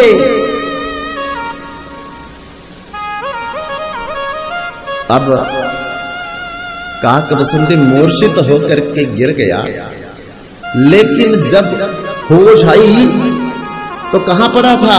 वो बालक के पास ही पड़ा था, उसी बालक के पास पड़ा हुआ है। तब देखता है, अरे ये तो साक्षात भगवान है, इतना लंबा हाथ इनका था और मैंने आम बालक समझ लिया। तब भगवान प्रसन्न हो गए और अपना चतुर्भुज रूप दिखा दिया काक बसुंडी को।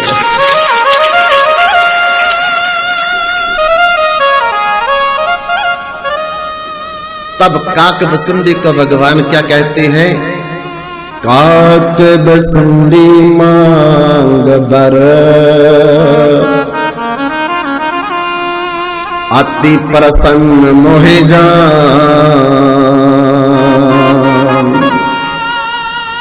अनिमादिक निधि अपर निधि, मोक्ष सकल सुख खान। हे काक बसुंडी, मैं तेरे पर बड़ा प्रसन्न हूं, आज मेरे से वरदान मांग ले। अष्ट सिद्धियां, नव निधियां, अरे अर्थ, धर्म, काम, मोक्ष, निर्वाण पद तक मैं तुम्हें दे दूंगा, मांग ले। लेकिन काक बसुंडी क्या कहते भगवान को? ये बेवकूफ सुबह सुबह बनाने के लिए काक बसुंडी मिला था? लालीपॉप देकर के मुझे अपने से दूर करना चाहते हो, माया में फंसाना चाहते हो, दुख और सुख के चक्कर में गिराना चाहते हो? ये लोग जो लालीपॉप है ना, ये उन भक्तों को देना जो आपसे कुछ मांगने के लिए तपस्या कर रहे हैं। मैं तो आपसे प्रेम करता हूं, प्रेम करता हूं।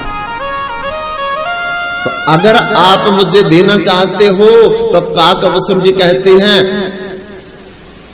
आ बिरल भगत विशुद्ध,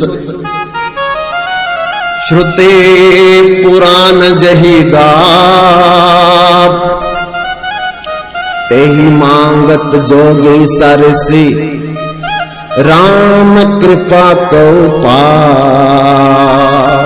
हे प्रभु, अगर मुझे कुछ देना चाहते हो तो केवल वही दो जो आपके चरणों की भक्ति है, आपके चरणों का प्रेम है।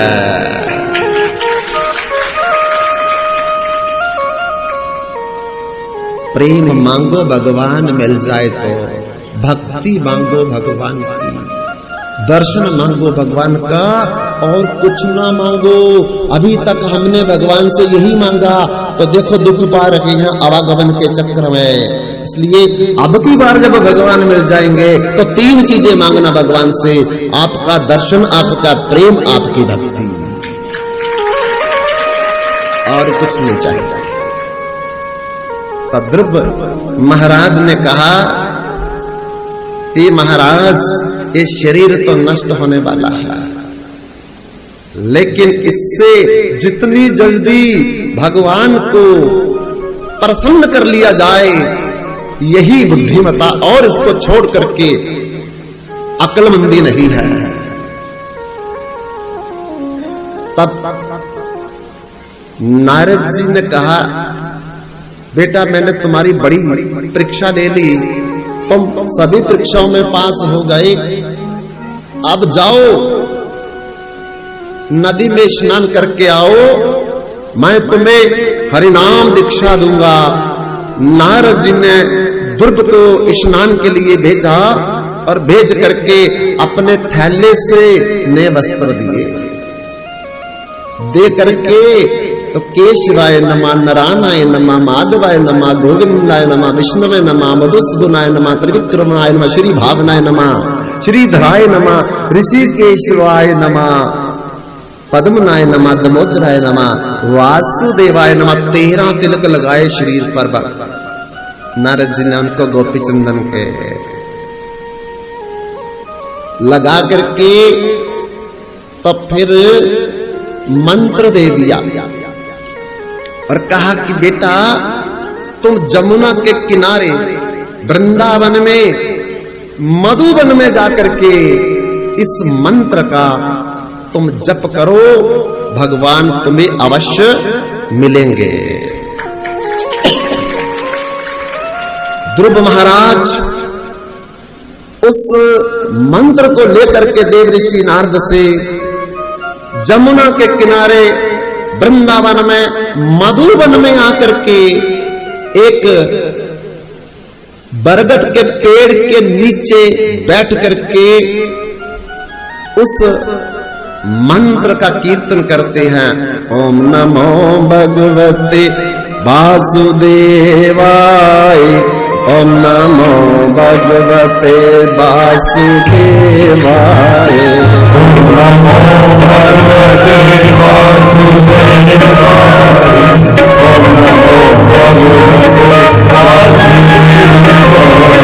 ओम नमो भगवते वासुदेवाय, भगवते वासुदेवाय, ओम नमो भगवते वासुदेवाय,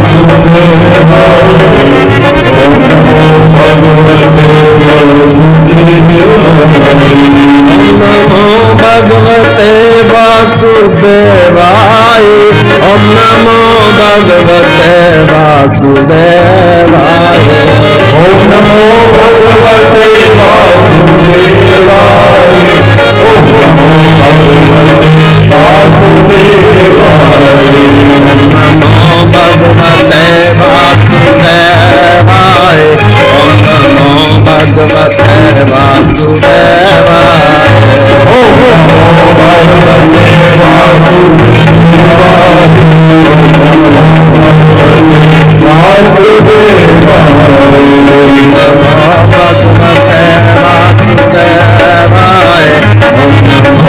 भगवते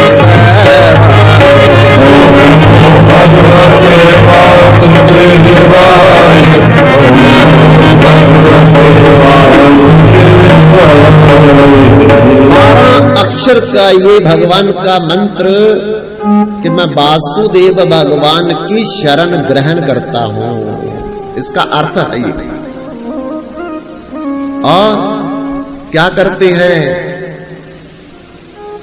फल गिरा हुआ जो जंगल में मिला उसको एक बार उठ करके ले आते और फिर इस मंत्र का कीर्तन में लग जाते हैं। पहले महीने ध्रुव 5 साल के बालक ने 3-3 दिन और 3-3 रात तक मन कीर्तन में लगा दिया, फिर उसके बाद फल खाया। दूसरे महीने फल छोड़ दिया, जल पीना शुरू किया। 6 दिन के बाद, 6 रात के बाद, 6 दिन 6 रात कुछ नहीं, फिर थोड़ा सा ले लिया, फिर लग गए 6 दिन 6 रात, फिर थोड़ा ले लिया जल, फिर लग गए। तीसरा महीना आया, 9 दिन 9 रात तक कुछ नहीं लिया, कंद मूल थोड़ा सा लिया, फिर 9 दिन 9 रात कुछ नहीं लेते। चौथे महीने 12 दिन 12 रात कुछ नहीं, और थोड़ा से पत्र जो गिरते थे पक करके उसको खा लेते और फिर किसी कीर्तन के ध्यान में मगन हो जाते। बंधुओं, 5वें महीने ध्रुव जी ने क्या किया, पत्थर भी छोड़ दिए। बाजू 15-15 दिन में एक श्वास ले लिया, 15 दिन 15 रात के बाद फिर श्वास को रोक लिया, फिर 15 दिन 15 रात के बाद श्वास ले लिया, फिर छोड़ दिया। 5 साल का बालक कैसी घोर तपस्या कर रहा भगवान को पाने के लिए। देखो ये उम्र खेलने की है खिलौनों के साथ, लेकिन कैसी घोर तपस्या में वो बालक ने 5वें महीने के बाद जब 6ठा मास शुरू हुआ तो बाजू भी छोड़ दी, श्वास लेना भी बंद कर दिया, श्वास को रोक लिया।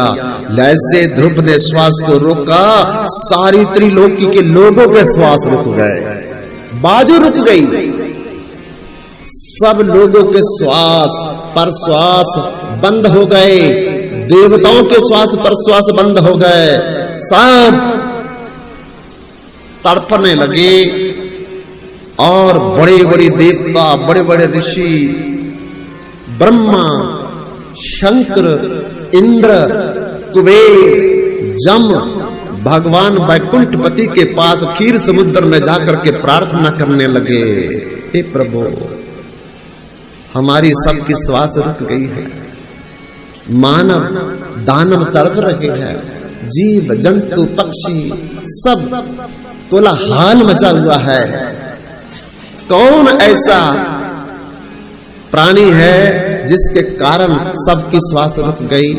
भगवान कहते ब्रह्मा, शंकर, इंद्र, कुबेर, जम चिंता मत करो, मेरा परम भक्त 5 साल का ध्रुव श्वास रोक करके अंतर हृदय में मेरा चतुर्मुख दर्शन कर रहा है, इसलिए सारे ब्रह्मांड की श्वास रुक गई है।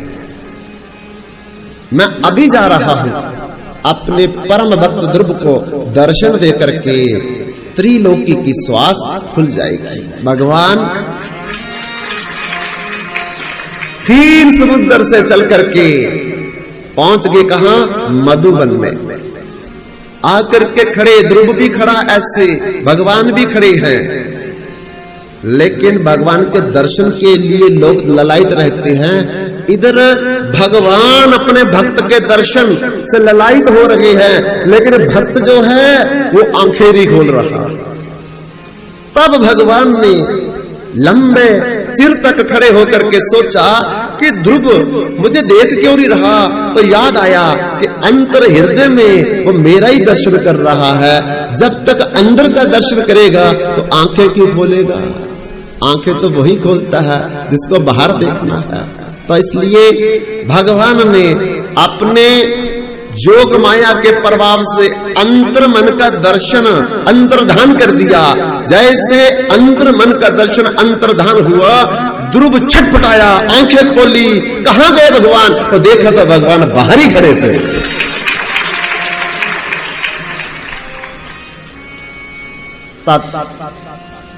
जैसे देवकी ने कंस के कारागार में भगवान का दर्शन किया था, तम अद्भुतम अम्बु ये क्षणम शंख चक्र गदार्जुदाजुदम। शंख चक्र गदा और पद्म का फूल लिए हुए भगवान, पीतांबर डाले हुए, कस्तुम्ब माली पहने हुए, सुंदर हीरे ज्वारात माणिक्य से जड़ा हुआ मुकुट सर पर रखे हुए, मंद मंद मुस्कुरा रहे हैं अपने भक्त ध्रुव को देख करके। लेकिन ध्रुव भगवान को देख करके उदास है। क्यों उदास है? कि इतने सर्वोपरि सुंदर भगवान मेरे सामने हैं, लेकिन मैं अनपढ़ हूं, स्कूल में नहीं गया, तो मैं इनका क्या स्तुति स्तव करूं?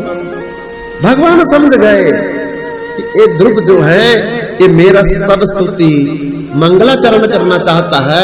अपना ज्ञान रूपी शंख जो है वो ध्रुव के यहां स्पर्श किया भगवान ने, और स्पर्श करते ही ओम जम ब्रह्म वेदांत विदो वदन्ति परिप्रदानम पुरुषम तथा नय विश्वभूत गति कारणमीश्वरम तस्मै नमो विघ्न विनाशाय ओम तद विष्णु परमं पदम सदा पचन्ति सूर्योदवीव चक्षुराततम माधवो माधवो वाचि माधवो माधवो सम्रन्ति साधवो सर्वे कार्येषु माधवम् ओम कृष्णोर्व सच्चिदानंद गणः कृष्ण आदि पुरुषः कृष्ण पुरुषोत्तम कृष्णः कर्मादि मूलम् कृष्ण सा सर्व कार्येषु।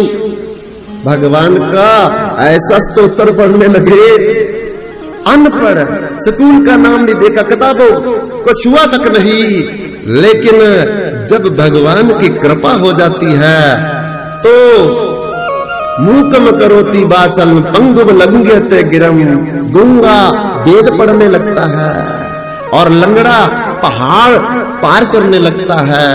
ये भगवान की कृपा का प्रसाद है। कहा मैं अति प्रसन्न हूं, मुझे पता है तुम क्यों आए हो। जाओ, तुम 36,000 वर्ष राज्य करोगे, 36,000 वर्ष राज्य करोगे, तुम्हारे 2 विवाह होंगे। देखो भगवान ने राज्य भी दे दिया, विवाह भी करवा दिया। वहीं अभी 5 साल की उम्र है और भगवान ने कहा अष्ट सिद्धि नवनिधि तुम्हें पूर्ण प्राप्त हो जाएगा। और जब तुम चाहोगे उस दिन मेरा विमान आएगा और विमान पर बैठ करके तुम मेरे धाम में आओगे और फिर मैं तुम्हारे लिए एक अलग धाम तैयार कर रखूंगा, उस धाम के तुम ही मालिक होंगे। भगवान ने राज्य भी दे दिया, विवाह भी करवा दिया, मोक्ष भी दे दिया। भगवान ने अलग राज्य भी दे दिया, निर्वाण पद भी दे दिया। लेकिन जाओ पुत्र, तुम्हारे माता तुम्हारे पिता तुम्हारा इंतजार कर रहे हैं, चिंतित हैं। ध्रुव अब जाना नहीं चाहता, मन में सोच रहा है मैं दुर्भाग्यशाली हूं, इतना कुछ मिल गया।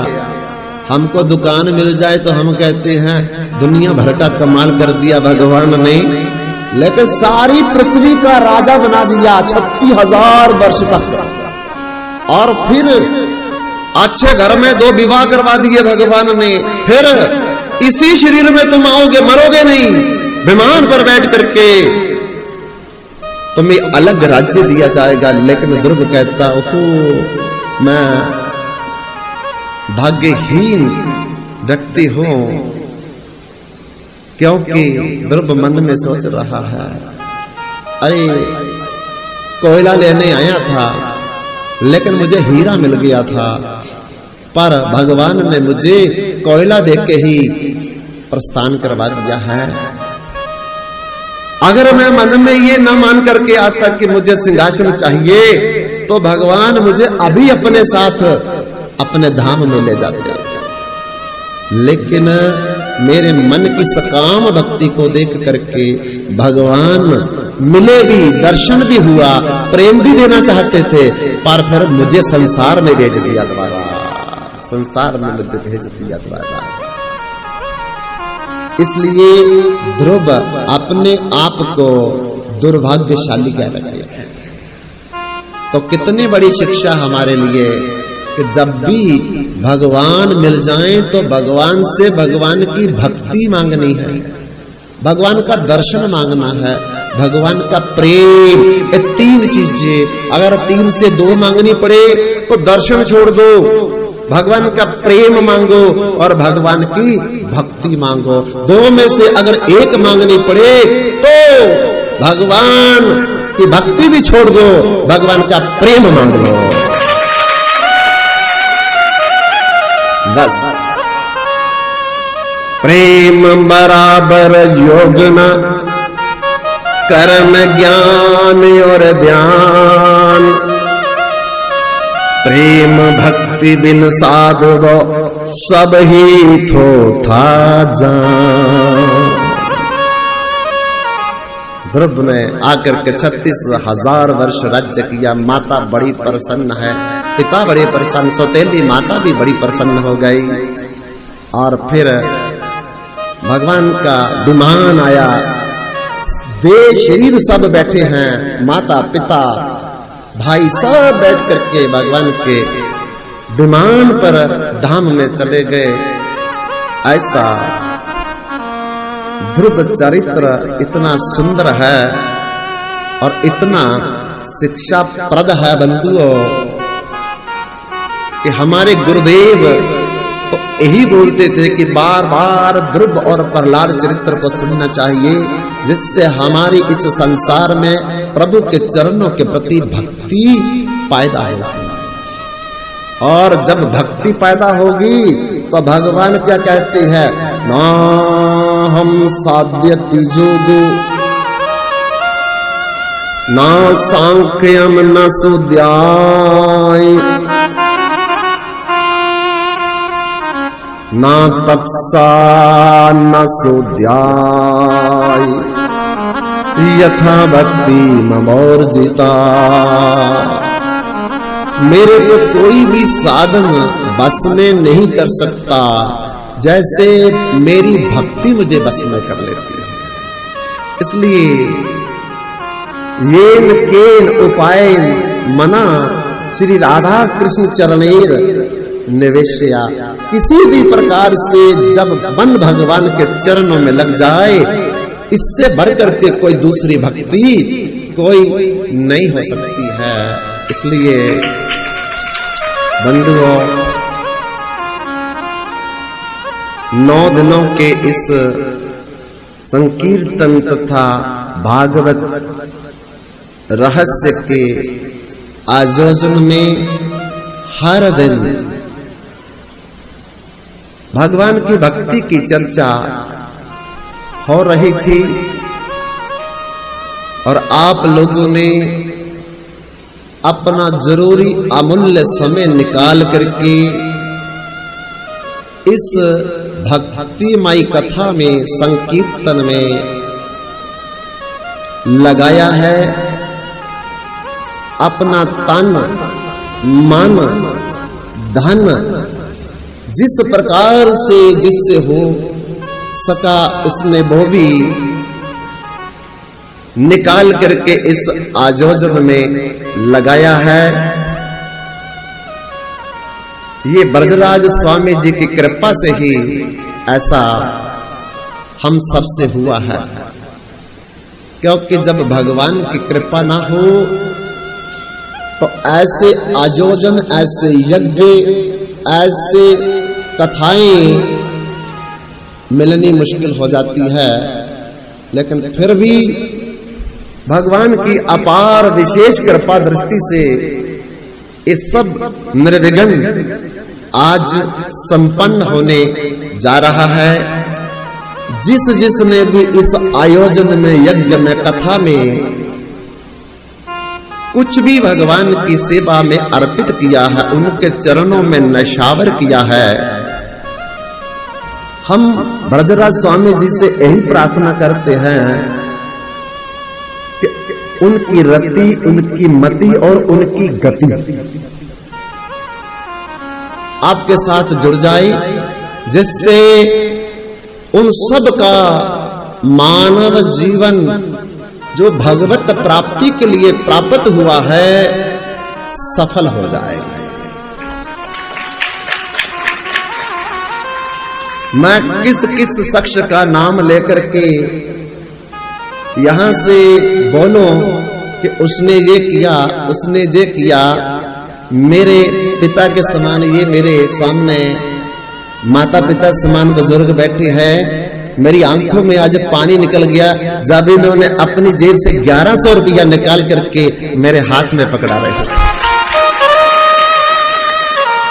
एक दिन ऐसा नहीं कथा में जिस दिन आकर के उन्होंने कथा नहीं सुनी है, शरीर भी असमर्थ है, चला भी नहीं जाता था, लेकिन हर दिन आकर के उन्होंने अपनी समर्थता के अनुसार धन भी लगाया, तन भी लगाया, जन भी लगाया, और मन भी लगाया है।